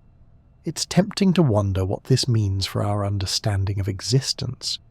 If the very metric of space can ripple and reform, then perhaps everything, particles, forces, even the passage of time, arises from the same underlying quantum sea. The cosmos may be a vast expression of order built atop chaos, structure emerging from ceaseless turbulence. We can't see quantum foam, and perhaps we never will. But we can sense its necessity. It's the missing texture that could unite the great theories of physics, the unseen foundation that turns the void into a living, dynamic entity. Every star, every atom, every photon that has ever crossed the universe does so atop this invisible ocean. Picture space not as emptiness, but as a liquid surface stretching infinitely in all directions, endlessly bubbling with energy too small for us to detect. That bubbling is the heartbeat of the cosmos, the quantum foam beneath everything flickering just below awareness. And perhaps, in that microscopic chaos, the universe finds its balance. The same froth that makes the foundations of reality uncertain also allows it to exist at all. The stillness we perceive is not the absence of motion, but the harmony of infinite fluctuations, a serene surface above an ocean that never stops moving. There's a quiet force woven through the universe that makes everything feel solid, everything have weight, everything be. It doesn't shine, it doesn't flow, and you can't point to where it begins or ends, yet it's everywhere, filling every inch of space, even the deepest vacuum. This invisible ocean is the Higgs field, one of the most extraordinary discoveries in modern physics, and the reason matter as we know it exists at all. To understand what the Higgs field does, imagine trying to run through a crowded room. Every step forward meets a little resistance, every move takes effort. Now imagine an empty hallway. You could glide effortlessly. The Higgs field plays a similar role for the fundamental particles of nature. Some interact with it strongly and slow down, gaining mass. Others pass through barely noticing it, staying light and fast. Without the Higgs field, every particle would move at the speed of light, and the universe would never have formed the stable structures that give rise to stars, planets, or people. The concept of the Higgs field arose in the 1960s, when physicists were trying to explain why some particles had mass, while others seemed to have none. The equations describing the forces of nature were elegant, but they had a problem. They only worked if all particles were massless, like photons that clearly didn't match reality. Peter Higgs and others realized that the answer might lie not in the particles themselves, but in the background they moved through. What if empty space wasn't truly empty, but filled with a field that resisted motion, a cosmic molasses that conferred mass? In quantum field theory, a field's lowest energy state is called its vacuum expectation value. For most fields, that value is zero, meaning that, left alone, they settle into stillness. The Higgs field is different. Its vacuum value isn't zero. It maintains a non-zero energy even in its calmest state. That subtle offset is what defines the baseline of our universe. Space isn't an empty void. It's a field that has chosen a particular setting and stayed there. When the universe was young and unimaginably hot, that wasn't the case. In those first instants after the Big Bang, all the forces of nature may have been unified. Gravity, electromagnetism, and the nuclear forces intertwined in a single symmetrical field. The Higgs field was then at a high energy state, perfectly symmetrical, and particles were massless. But as the universe expanded and cooled, that symmetry broke. The Higgs field settled into a new configuration, like a ball rolling down a hill and finding a resting place in a valley rather than on the peak. This process, called spontaneous symmetry breaking, was one of the most important events in cosmic history. When the Higgs field chose its new, lower energy state, the universe's neat symmetry shattered. Different particles began to experience the field differently. Some, like the W and Z bosons that carry the weak nuclear force, interacted strongly with it and gained substantial mass. Others, like photons, ignored it entirely and remained massless. In that moment, the universe transitioned from a shapeless uniform field into a world of distinct particles, the birth of diversity in matter. The beauty of the idea is that it ties together the abstract and the tangible, mass, that most familiar of physical properties doesn't come from something hidden inside particles. It comes from their relationship to the vacuum itself. You are, quite literally, made of the way empty space resists your particles' motion. Every atom in your body carries mass because it is swimming through the quiet drag of the Higgs field. This field isn't theoretical anymore. In 2012, scientists at CERN confirmed its existence by discovering the Higgs boson, the quantum ripple of the Higgs field, using the Large Hadron Collider. That moment was a triumph for decades of theory. It proved that the universe really is filled with this invisible background, and that even the most profound emptiness has structure. Yet the Higgs field also raises new questions. Its vacuum energy contributes to the total energy of space itself. And once again, theory and observation don't entirely agree. The energy associated with the Higgs field's vacuum should be far higher than the tiny value astronomers observe driving cosmic expansion. It's another reminder that we still don't fully understand how the energy of nothing shapes the cosmos.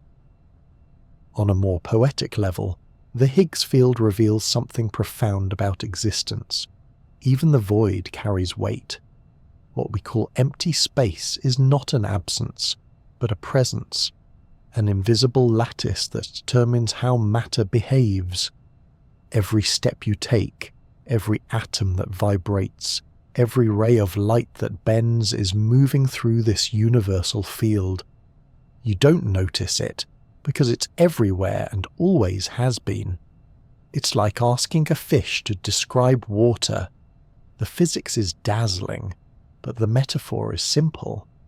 The Higgs field reminds us that form and substance are inseparable from their background. Without the field's quiet resistance, nothing would coalesce. There would be no stars, no earth, no chemistry, just an endless haze of massless energy racing through the void. The universe would exist, but it would have no texture, no weight, and no meaning. The next time you hold something in your hand, remember that what you feel as solidity is a relationship with the vacuum. Your sense of weight is the tug-of-war between matter and the structure of space itself. Gravity may pull, but it's the Higgs field that gives gravity something to pull on. It's a strange kind of poetry. The emptiness of the universe gives rise to the heaviness of being. Mass is simply the universe's way of reminding everything where it stands. And though this field quietly fills every corner of existence, it also connects to the most extreme frontiers of physics, the places where the vacuum is stretched, twisted, and tested to its limits. For even in the most violent environments, from the heart of a collapsing star to the horizon of a black hole, the Higgs field still hums beneath the chaos, defining what it means for something, or perhaps nothing, to exist at all. Black holes are often described as the ultimate voids, cosmic abysses from which nothing, not even light, can escape. They are regions where gravity crushes matter and bends space-time to its breaking point. To most minds, they are the very definition of silence and finality. Yet, remarkably, even these dark giants cannot escape the subtle hum of the quantum vacuum, for in the presence of a black hole, emptiness itself begins to glow. This astonishing revelation came in the 1970s from Stephen Hawking, who combined the mathematics of general relativity with the strange rules of quantum field theory. He discovered that black holes aren't completely black. Instead, they radiate a faint stream of energy, a whisper of light drawn from the vacuum itself. This effect, now called Hawking radiation, was one of the most profound insights of modern physics, showing that even at the edge of nothingness, the universe refuses to remain quiet. To understand how this happens, imagine the space surrounding a black hole not as empty, but as alive with quantum fluctuations. The vacuum, as we've learned, constantly produces pairs of particles and antiparticles that flicker into existence and then annihilate one another almost instantly, borrowing energy from the void and returning it just as quickly. Normally this dance leaves no trace. The pairs vanish before the universe can even take notice. But near a black hole, the rules bend. At the boundary of a black hole lies the event horizon, the invisible surface beyond which escape becomes impossible. If one of those fleeting pairs happens to form right at that boundary, gravity can tear the partners apart before they reunite. One particle falls past the horizon, trapped forever, while the other escapes into space. From a distance, it looks as though the black hole has emitted a particle, light, heat, or radiation drawn from its own edge. But that energy must come from somewhere. To preserve the balance, the black hole itself loses a tiny fraction of its mass. Over immense timescales, this process adds up. The black hole slowly evaporates, radiating its mass away bit by bit. The larger the black hole, the slower it fades. For a supermassive one, it might take a number so enormous it defies the imagination, far longer than the current age of the universe. But for smaller black holes, the process would be more dramatic. As they shrink, the radiation intensifies, the temperature rises, and the final moments would end in a brilliant flash, the last breath of a vanished singularity. It's a hauntingly elegant idea. Gravity, the force that traps light itself, gradually undone by the restless flicker of quantum fields. The vacuum, far from being a passive backdrop, becomes the thief of mass and the agent of cosmic renewal. What we call nothing quietly reclaims even the densest something in existence. Hawking's insight bridged two worlds that had long resisted unification. The smooth geometry of Einstein's spacetime and the jittering probabilities of quantum mechanics. At the event horizon, those two visions of reality collide. The result is a picture of the universe that is both paradoxical and profoundly beautiful. The darkest regions of the cosmos glowing faintly with the light of their own undoing. This radiation is unimaginably weak for most black holes, far too faint for our current instruments to detect. Yet its implications ripple through physics. If black holes can evaporate, then information and energy must somehow escape. A puzzle that challenges the very foundations of quantum theory. Where does the information about what fell into a black hole go when the hole itself disappears? Is it lost forever, or somehow encoded in the radiation? These questions have sparked decades of debate, inspiring new theories of quantum gravity and holographic space-time. But beyond the equations lies something almost poetic. Black holes are no longer eternal prisons. They are transient features of a restless universe. Even the most powerful gravitational wells, those that once devoured stars and warped galaxies, are ultimately undone by the same quantum fluctuations that animate the vacuum everywhere else. The cosmos, it seems, tolerates no true permanence. If you could watch the end of a black hole, not in human time but through the eyes of eternity, you would see a slow fade rather than a collapse. Over eons the hole would shrink, its horizon receding until it vanished in a shimmer of light, leaving behind nothing but the faint echo of heat. The universe's darkest places would dissolve into the very fabric of the void that once surrounded them, and yet there's a strange comfort in that image. It suggests that nothing is ever truly final. Even where light fails, the quantum vacuum keeps whispering, tugging at the edges of existence. Its fluctuations thread through every shadow, turning gravity's stillness into motion, silence into faint radiation. Black holes remind us that the universe is built not on opposites, not light versus dark, fullness versus emptiness, but on their quiet interplay. The vacuum gives birth to radiation. The event horizon becomes a boundary between being and unbeing, and the cosmos continues to exchange energy in an eternal balancing act. In the end, even the mightiest engines of destruction are humbled by the smallest of things. A flicker of energy from nothing, a particle born from the quiet sea of space over infinite time. Gravity yields to the vacuum's persistence, and what was once absolute darkness fades softly into light. Even in the universe's deepest silence, the vacuum is never still. It hums, faintly and forever, a whisper that even the most extreme gravity cannot silence. Far beyond the glow of any galaxy lies the great quiet, an expanse so vast and empty that it defies all sense of scale.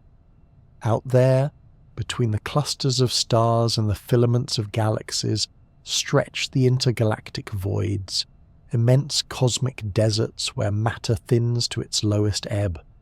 If you could drift through one, there would be no stars to guide you, no planets beneath your feet, not even a nearby atom for light to bounce from. It is the closest thing the universe has to nothing. And yet, even here, nothing is never truly nothing. The vacuum of deep space is astonishingly empty by human standards, but it still holds traces of substance. On average, there may be just a single atom or proton drifting in every cubic meter, a loneliness so profound that you could travel for light years without encountering more than a handful of particles. But in the language of physics, that is still not zero. Space, it turns out, refuses to be completely bare. If you could see in every wavelength of light, you would notice that even these voids glow faintly. They are bathed in a soft radiation that fills the entire universe equally, the cosmic microwave background. This ancient light is the afterglow of the Big Bang itself, a relic from a time when the cosmos was young, hot, and dense. Roughly 380,000 years after the beginning, the universe cooled enough for atoms to form, allowing light to travel freely for the first time. Those first photons have been journeying ever since, stretched by the expansion of space into long, gentle microwaves that still whisper through every corner of the sky. Today, that glow has a temperature of just 2.7 degrees above absolute zero, the faintest warmth imaginable, yet it is everywhere. Every patch of space, every empty corridor between galaxies is quietly illuminated by this relic light.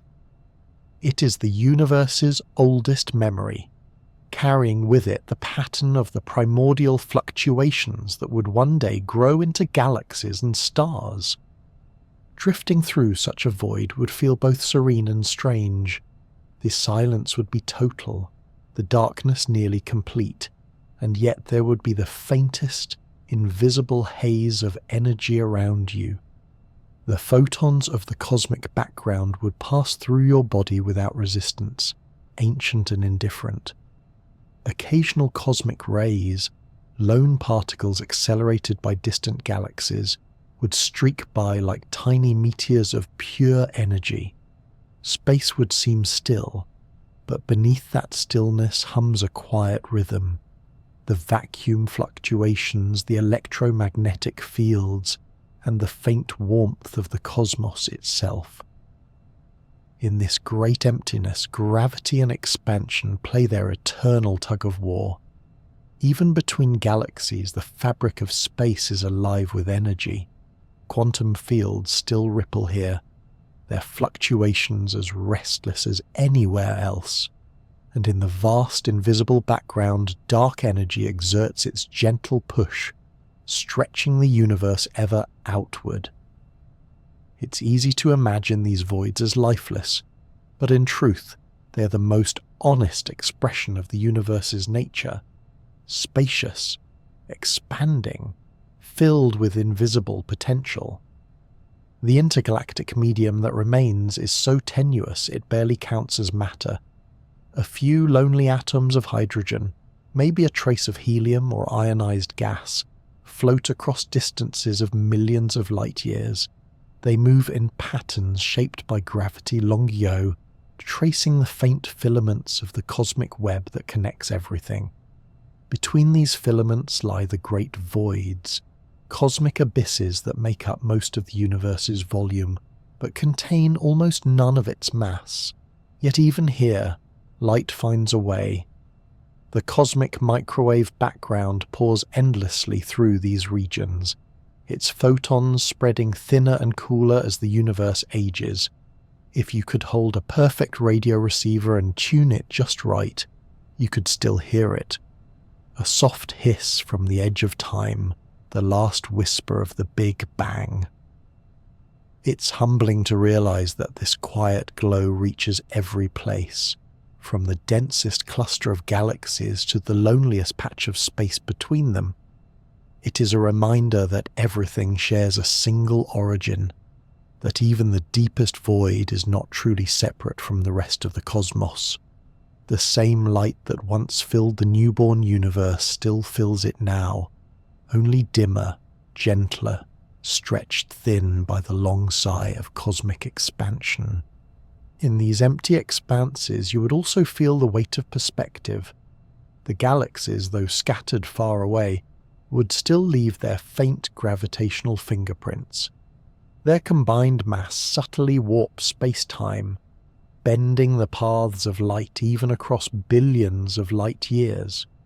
So even here, in the places that appear most empty, the universe is connected by invisible lines of curvature and pull. And though the vacuum may appear timeless, it too evolves. The density of matter and radiation changes as the cosmos expands, while the energy of the vacuum, dark energy, remains steady, an unrelenting background presence. It is that steady pressure that ensures the universe's expansion continues to accelerate, that galaxies will drift farther apart, and that these voids will grow ever wider. The farther you travel into the future, the lonelier the universe will become.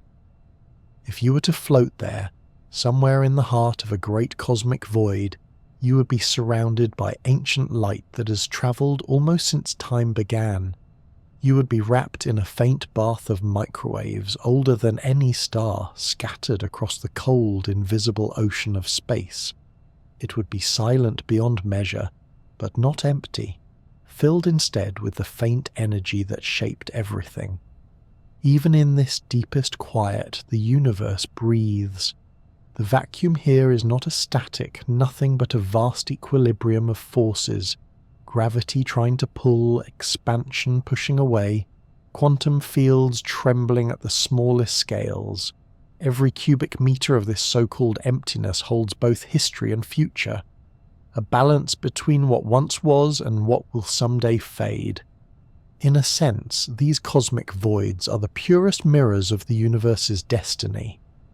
As expansion continues, they will grow until galaxies themselves become isolated islands, invisible to one another. The microwave background will cool further, its glow stretching into radio waves, fading beyond detection. But the vacuum will remain, calm and persistent, holding the faint echo of creation in its fabric. The next time you look up at the night sky, remember that most of what you're seeing is not stars or galaxies, but the quiet space between them, vast oceans of almost nothing, filled with invisible light. The vacuum of deep space is not an absence but a presence, delicate and eternal, and within its stillness lies the same gentle energy that began the universe and continues to shape its unfolding fate. The universe is not standing still. Every second, every hour, every passing billion years it grows a little larger. Galaxies drift away from one another, space itself stretches, and the distances between the great clusters of stars increase. It's not an explosion in the traditional sense. There is no centre, no expanding cloud into surrounding emptiness, but a stretching of the cosmic fabric itself. The universe isn't expanding into something. It is the something that expands. And at the heart of this mysterious growth lies one of the greatest enigmas of modern science. Dark energy, the subtle, invisible pressure that seems to arise from the vacuum itself. We discovered this quiet acceleration only recently, near the end of the 20th century. Astronomers measuring distant supernovae expected to find evidence that the universe's expansion was slowing down under the pull of gravity. Instead, they saw the opposite. Those ancient explosions were dimmer than they should have been, their light stretched by the increasing speed of cosmic expansion. It was as though some unseen force were pushing space outward, gently but relentlessly. The simplest explanation for this accelerating expansion is that the vacuum of space contains energy, an energy that doesn't dilute. As the universe grows, ordinary matter thins out as space expands, but vacuum energy remains constant per unit volume. As more space appears, so does more of this energy, and the result is an ever stronger push. It's a strange and delicate mechanism. The emptier the cosmos becomes, the more its emptiness drives its growth. In Einstein's equations of general relativity, this cosmic pressure appears as the cosmological constant, a term that balances gravity's attraction with the opposing repulsion. Many physicists now interpret this constant as the energy density of the vacuum itself, the same restless background that fills even the deepest voids. If that's true, then the fate of the universe is written not in the stars, but in the structure of nothing. Over the next billions of years, the consequences of this expansion will grow more profound. Galaxies that are bound together by their own gravity, like those within our local group, will stay close, but the rest, the distant galaxies that form the grand filaments of the cosmic web, will drift ever farther away. Their light will stretch, fading from visible wavelengths into infrared, then into radio waves, until it disappears entirely beyond the horizon of visibility. From our distant descendants' point of view, the universe will grow emptier and quieter. The night sky will no longer be a sea of distant galaxies, but a dark canvas scattered with only the few stars that remain in our own. The deep background glow of the Big Bang will cool further, its gentle warmth stretched into longer and longer wavelengths, until the universe is bathed only in darkness. This era will unfold slowly, peacefully, over unimaginable timescales. The galaxies that remain gravitationally bound will continue to spin, their stars burning steadily, but stars are finite things. The most massive ones will flare and fade first, while smaller, cooler stars, red dwarfs, will live on for trillions of years, casting their faint light into the growing cold. Eventually, even these will exhaust their fuel and go dark. As starlight fades, the temperature of the universe will continue to drop, approaching absolute zero but never quite reaching it. Matter will grow sparse, radiation weaker, time slower in its rhythm, yet through all of this the vacuum will remain. Its quiet energy will not fade.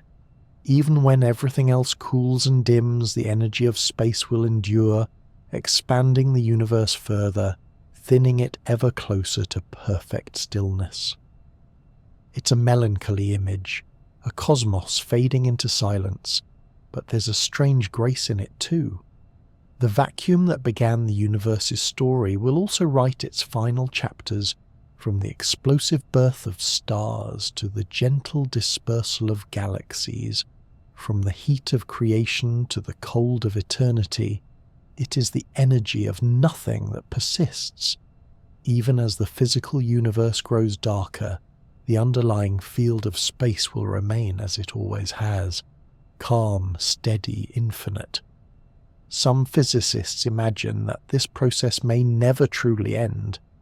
The expansion could continue forever, each galaxy eventually receding beyond the sight of every other, until the observable universe becomes an island of solitude adrift in infinite space. In that distant future, long after the last star has gone dark, gravity will still bind remnants together, black holes, frozen planets, and degenerate stars. Before even those fade through evaporation and decay, the final glow of matter will merge into the faint background of radiation, leaving only the quiet hum of the vacuum itself. And yet this isn't a story of disappearance, it's a story of persistence. The universe doesn't end in chaos or collapse, but in a gentle, unhurried expansion into tranquility. The same cosmic energy that once drove galaxies apart will continue its work, not destructively, but as a steady breath through eternity. The deeper we study this expansion, the more it feels like the universe is guided by balance, a balance between what exists and what doesn't, between presence and absence. The vacuum doesn't simply fill space, it defines it. It is both the background and the architect of all things, shaping the motion of galaxies and the flow of time itself. Even when every particle fades, every star cools, and every atom drifts apart, something remains. The universe will still have structure, the faint curvature of space-time, the invisible pressure of the vacuum, the echo of quantum fields humming at their lowest energy. It will still be, even if there is nothing left within it. Perhaps that's the ultimate lesson of dark energy, that nothing, in its purest form, never truly disappears. It endures, subtle and eternal, guiding the universe through its endless unfolding. The cosmos began with expansion and will end the same way, not with a bang, but with the infinite patience of the void, stretching outward forever.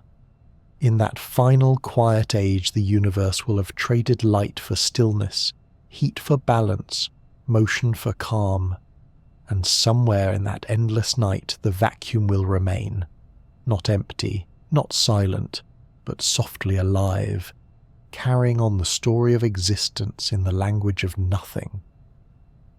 If there is one truth the universe keeps whispering, it's that stillness is an illusion. What we call nothing, the quiet vacuum between atoms, between galaxies, between moments, is never at rest. It hums with fluctuations, fields, and invisible energy, and sometimes those fluctuations grow bold enough to create something new. From this restless foundation, everything we know, every star, every planet, every breath, has emerged. In quantum physics, energy and matter are two sides of the same coin. According to Einstein's famous equation, a tiny amount of energy can become matter if concentrated enough. The early universe was a living demonstration of that principle. In those first instants after the Big Bang, space itself boiled with energy, dense and hot beyond comprehension. As it expanded and cooled, that energy condensed into particles, electrons, protons, and neutrons, the first seeds of everything to come. But where did the energy come from? The strange answer may be that it came from nowhere at all. The quantum vacuum by its very nature cannot be perfectly empty. It fluctuates constantly, producing momentary bursts of energy that appear and vanish before they can be noticed. Under normal conditions, these fluctuations remain tiny, fleeting, harmless. But in the beginning, the universe itself may have been one of them, a fluctuation that didn't fade away, but instead inflated into everything. It sounds impossible, yet the equations of physics permit it. Quantum mechanics allows energy to exist for short periods as long as it's borrowed from the vacuum and then returned. On cosmic scales, that borrowing might have been the spark that ignited creation. The universe, in that view, didn't require an external cause. It simply arose as a self-consistent fluctuation of space-time and energy. The total energy of the cosmos may even balance to zero. The positive energy of matter and radiation perfectly offset by the negative energy of gravity. In a sense, the universe is nothing rearranged. From that moment onward, the interplay of energy and vacuum shaped everything.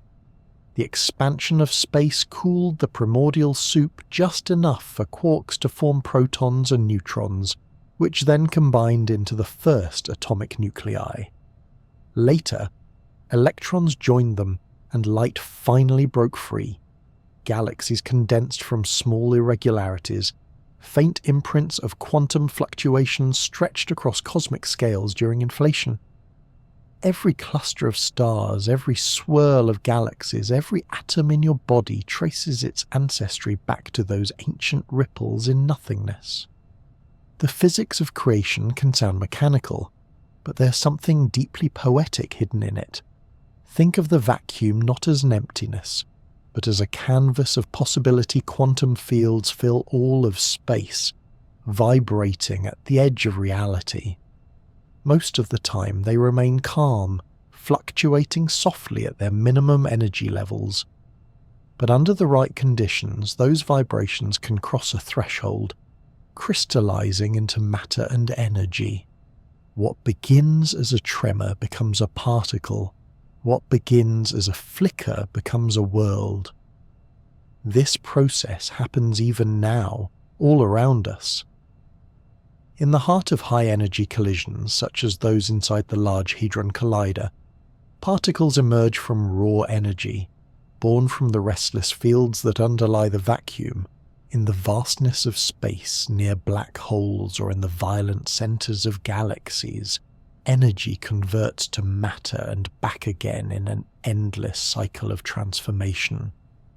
The universe never stops making and unmaking itself. The idea that something can come from nothing once seemed absurd. But the modern understanding of physics has quietly rewritten that story. The vacuum is not a blank slate. It is the most fundamental form of existence, a sea of potential that occasionally rolls high enough to create waves we can see. Matter, energy, and even space itself are just the froth on its surface.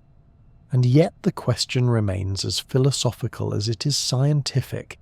If the universe can emerge from nothing, what then is nothing? Is it truly absence or simply a state of lowest energy, a stillness so deep that motion itself becomes inevitable? Perhaps creation isn't an event that happened once, but an ongoing property of existence. The vacuum doesn't stay quiet because it can't. Its very nature is to fluctuate, to explore possibility, to give rise to new forms again and again. Every atom in your body began as one of those fluctuations, a slight deviation in the calm of the early universe. The carbon in your cells, the calcium in your bones, the oxygen you breathe, all trace their lineage to a moment when the vacuum trembled and energy briefly took shape. It's a humbling thought that the solid matter of your hand was once nothing more than a ripple in the void. And this transformation didn't stop with the birth of atoms. Inside stars, those same atoms fused into heavier elements, spreading through space when the stars died. The universe recycles its matter endlessly, yet its source remains the same, the vacuum's inexhaustible potential. Out of stillness comes motion, and from motion, everything else. There's a deep elegance in that cycle. The universe begins as fluctuation, forms into structure, and slowly returns to equilibrium. A long exhalation of energy back into calm, but that calm is never complete. Even when the last star burns out, even when galaxies fade beyond sight, the vacuum will continue its quiet restlessness, ensuring that existence never fully stops. Science can describe how this happens, how quantum fields vibrate and space expands, but there's a sense of wonder that equations alone cannot capture. Somewhere in the infinite stillness of the vacuum lies the secret of creation, not as a miracle, but as an inevitability. The laws of physics themselves make the birth of something from nothing unavoidable. Every structure in the cosmos, every spark of life, every moment of awareness is an echo of that fundamental instability. The vacuum cannot help but tremble, and in its trembling reality unfolds. Perhaps that's the universe's quiet truth. Creation and emptiness are not opposites but companions. Without the vacuum, nothing could exist. Without its fluctuations, there would be no stars, no light, no thought. Every heartbeat, every particle, every breath is a continuation of that first ripple, a reminder that we exist not in spite of nothing, but because of it. So when you gaze into the dark of the night sky, remember that it isn't empty. It is the birthplace of everything, a living stillness, a restless calm. Every atom began as a tremor in nothing, and every moment you experience is the universe remembering that it can never truly be still. In the end, we owe our existence to the vacuum's inability to stay quiet. We are, each of us, the lingering vibration of nothing becoming something, the echo of a universe that discovered it could exist and never stopped. For as long as humans have looked into the dark, we've wondered what it means to face nothing. The idea of emptiness has always stirred something deep in us, a mix of awe and unease. Ancient myths spoke of the void as both a birthplace and a threat. In some traditions, it was chaos waiting to be shaped. In others, it was the quiet perfection from which everything began. The same emptiness that terrified us also inspired us. It still does. Every civilization has tried to make sense of the void in its own way. In early creation stories, the universe begins in darkness. Before light, sound, or form, the Greeks called it chaos, a yawning gap that gave rise to everything. In Hindu philosophy, it was shunyata, emptiness not as absence but as potential. In Taoism, it was the empty bowl that makes the bowl useful. Across cultures, emptiness was never truly nothing. It was the canvas on which existence was painted. Even in art, emptiness has always been as expressive as form. Painters use blank space to draw attention to colour and shape. Musicians pause between notes so that rhythm can breathe. Poets rely on silence to give words their echo. Emptiness, when seen clearly, isn't lifeless. It's what gives life its contrast. Without it, there would be no focus, no balance, no rest. Science, in its own way, has come full circle to agree. After centuries of assuming space was barren, we've learned that it's full of motion, energy, and possibility. The vacuum, once dismissed as nothingness, turns out to be the most active thing there is. Even when we strip the universe down to its barest essence, it keeps humming with quiet creativity. Every particle, every atom, every galaxy owes its existence to the vacuum's inability to stop moving. Or, as you could put it with a smile, even nothing works over time. It's a delightful irony. The more we learn about emptiness, the more we find fullness. The vacuum is the most patient artist imaginable, sculpting galaxies from the subtlest ripples. It reminds us that creation doesn't always require effort. Sometimes it's built into the fabric of reality itself. The universe doesn't strain to exist, it just can't help it. But when humans talk about nothing, we often mean something else entirely. We mean the feeling of loss, loneliness, or absence, an emotional vacuum rather than a physical one. Where the cosmic void is creative, our inner void can feel destructive. Yet even there, the same lesson seems to hold. Moments of emptiness in our lives, the pauses, the silences, the in-betweens, are often where new meaning forms. When noise fades, reflection begins. Philosophers and poets have long understood this. The Japanese concept of me celebrates the space between things as a source of beauty and peace. Zen meditation treats stillness not as a void to fear, but as a gateway to understanding. Even in Western thought, the idea of nothingness has been the backdrop for some of our deepest questions. To ask why there is something instead of nothing is to recognize that emptiness itself demands attention. There's comfort in realizing that nature doesn't treat emptiness as failure. The cosmos needs its gaps. Galaxies form because space gives them room. Stars shine because the void allows light to travel. Even at the atomic level, most of what makes up matter is empty space, the vast gulf between nucleus and electron. Without that emptiness, there would be no structure, no chemistry, no life. The void isn't the enemy of being, it's the architecture that makes being possible. Perhaps that's something worth remembering when life feels quiet or uncertain. The spaces between our experiences, the moments when nothing seems to be happening, may be the ones that shape us most. Just as the universe uses stillness to create motion, we use pauses to create meaning. Emptiness, whether cosmic or emotional, isn't an end, it's a beginning in disguise.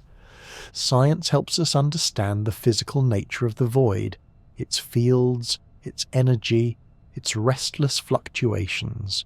But meaning, as always, belongs to us. The same equations that describe the trembling of quantum fields can't explain what it feels like to stand under a starless sky, or to sense the weight of silence after a symphony ends. We give emptiness its poetry, its mystery, its human warmth. Maybe that's the truest connection between the vacuum and us. Both are restless, both capable of creation, both unable to remain perfectly still. The universe vibrates because it must. We create meaning for the same reason.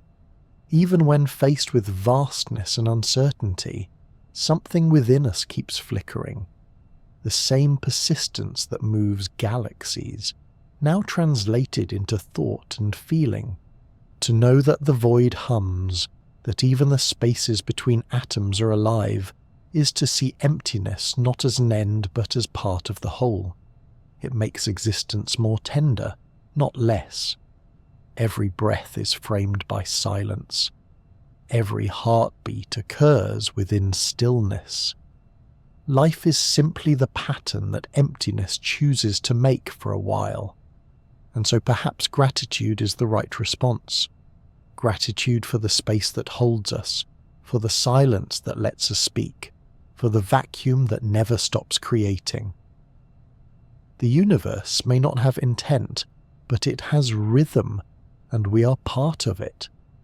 To exist at all, against the infinite backdrop of nothing, is both the simplest fact and the grandest miracle. So the next time you find yourself staring into the dark, into the sky, or a quiet room, or the blank space between thoughts, remember that it isn't empty. It's full of potential, humming quietly beneath perception, waiting for something to emerge.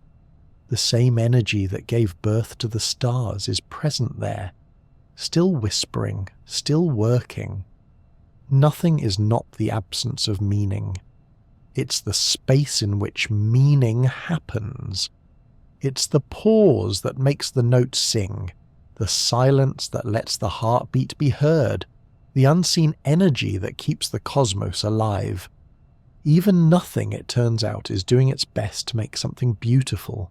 The universe is old, but still young enough to sparkle. Stars are being born every second, galaxies collide and reshape, and light continues to weave its quiet patterns across the vastness. Yet, like everything else in nature, this brightness won't last forever.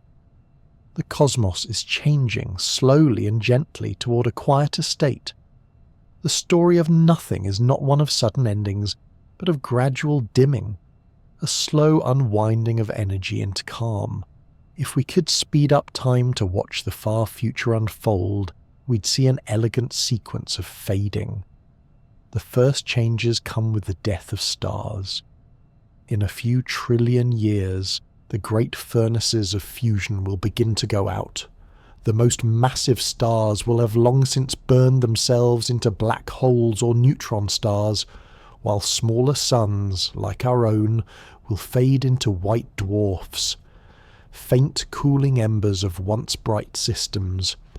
Even those remnants will not last forever. Over time, white dwarfs will radiate their remaining heat into space, turning cold and black, cosmic cinders adrift in the dark. These frozen stars, sometimes called black dwarfs, will mark the end of starlight. The night sky, once jeweled with galaxies and suns, will become truly dark. But the universe won't stop there. Gravity will continue its quiet work, drawing together what mass remains. Galaxies will merge into giant clusters, then those clusters will scatter as cosmic expansion carries them apart. Within each island of matter, new events unfold on unimaginable timescales. Planets will fall into their stars or drift away. Moons will spiral outward. Eventually, all that remains will be degenerate matter, white dwarfs, neutron stars and black holes, quietly circling through the dark. Then, after a span of time so vast that it exceeds all human comprehension, even the most stable forms of matter may begin to decay. Physicists suspect that protons, the durable cores of atoms, are not truly eternal. If that's true, then after about 10 to the power of 36 years, they will begin to break apart, releasing their stored energy into the cooling void. Every atom, every molecule, every structure built from them will dissolve. Matter as we know it will end, leaving behind a thin mist of light particles and radiation. By this stage, the universe will be nearly empty. Only black holes will remain as the last substantial objects, each one a dark echo of ancient stars, but even they are not immune to time. Through the process Stephen Hawking described, black holes slowly lose mass by radiating away tiny amounts of energy, a whisper of light drawn from the vacuum itself. For large black holes, this evaporation takes an almost infinite stretch of time, yet the clock of eternity is patient. One by one, the black holes will fade. When the final one evaporates, the last trace of concentrated mass will vanish into radiation. What remains is known as the heat death, not an explosion or collapse, but a peaceful equilibrium. The cosmos will be filled with diffuse energy, evenly spread across an ever-expanding sea. The temperature will approach absolute zero, but never quite reach it. There will be no stars, no planets, no movement of significance. Only the faint vibration of quantum fields at their lowest energy space will be wide, dark, and nearly featureless. And yet, even in that silence, something remains. The quantum vacuum, that restless foundation of reality, will not disappear. Its fluctuations will continue to shimmer imperceptibly, producing brief flickers of energy, tiny sparks of possibility that never quite become real.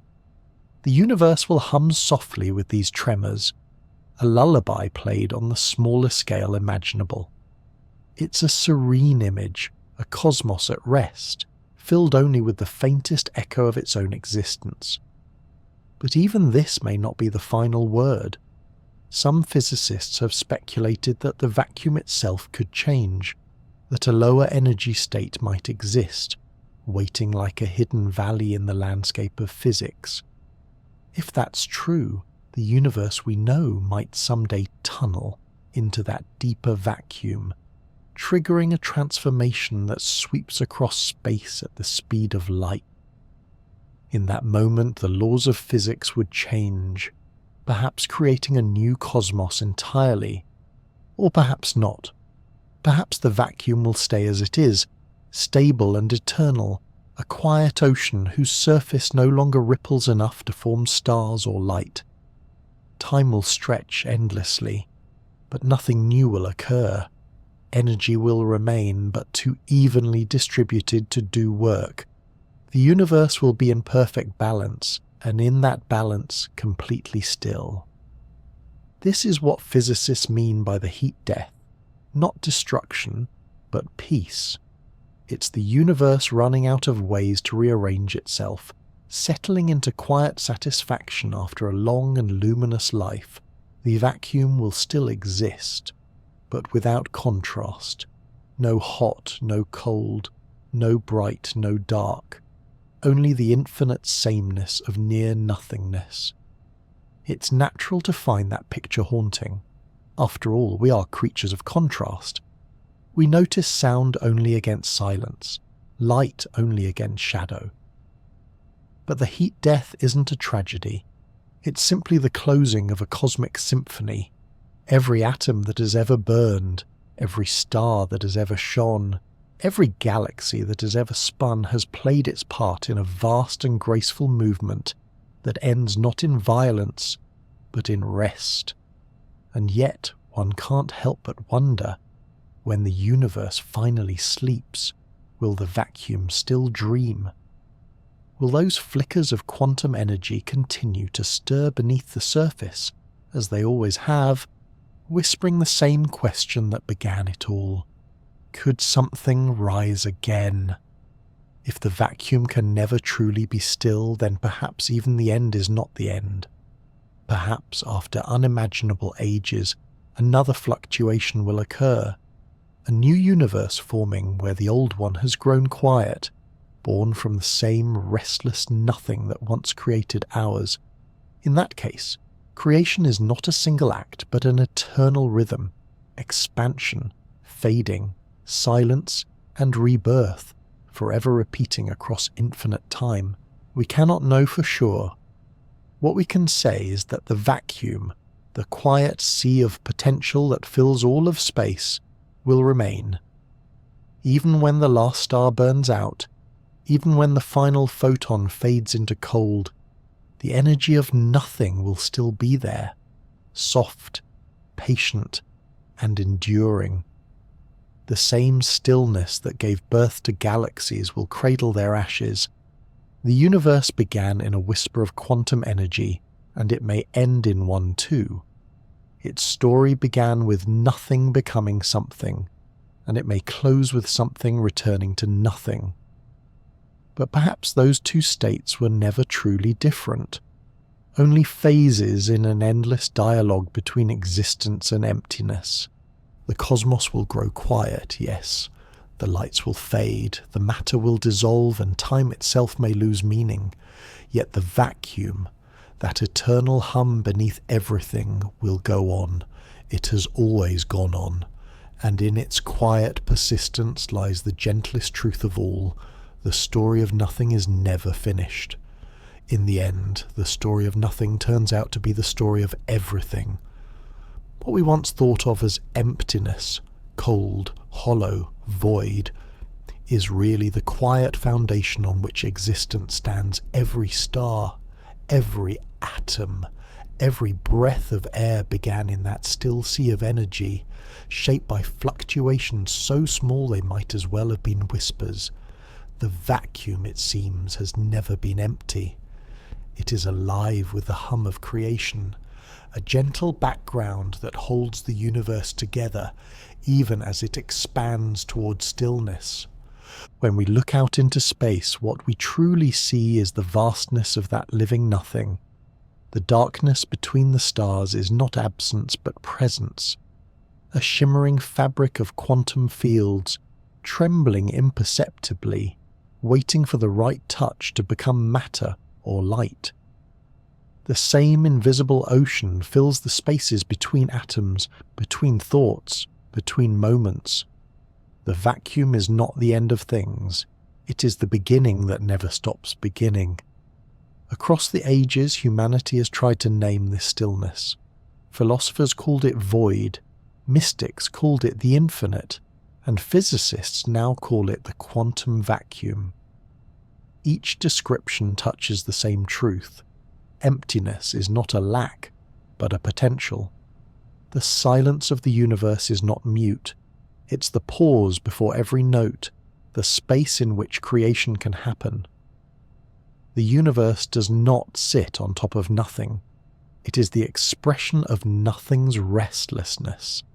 It's strange and beautiful to realize that we too come from that same quiet field.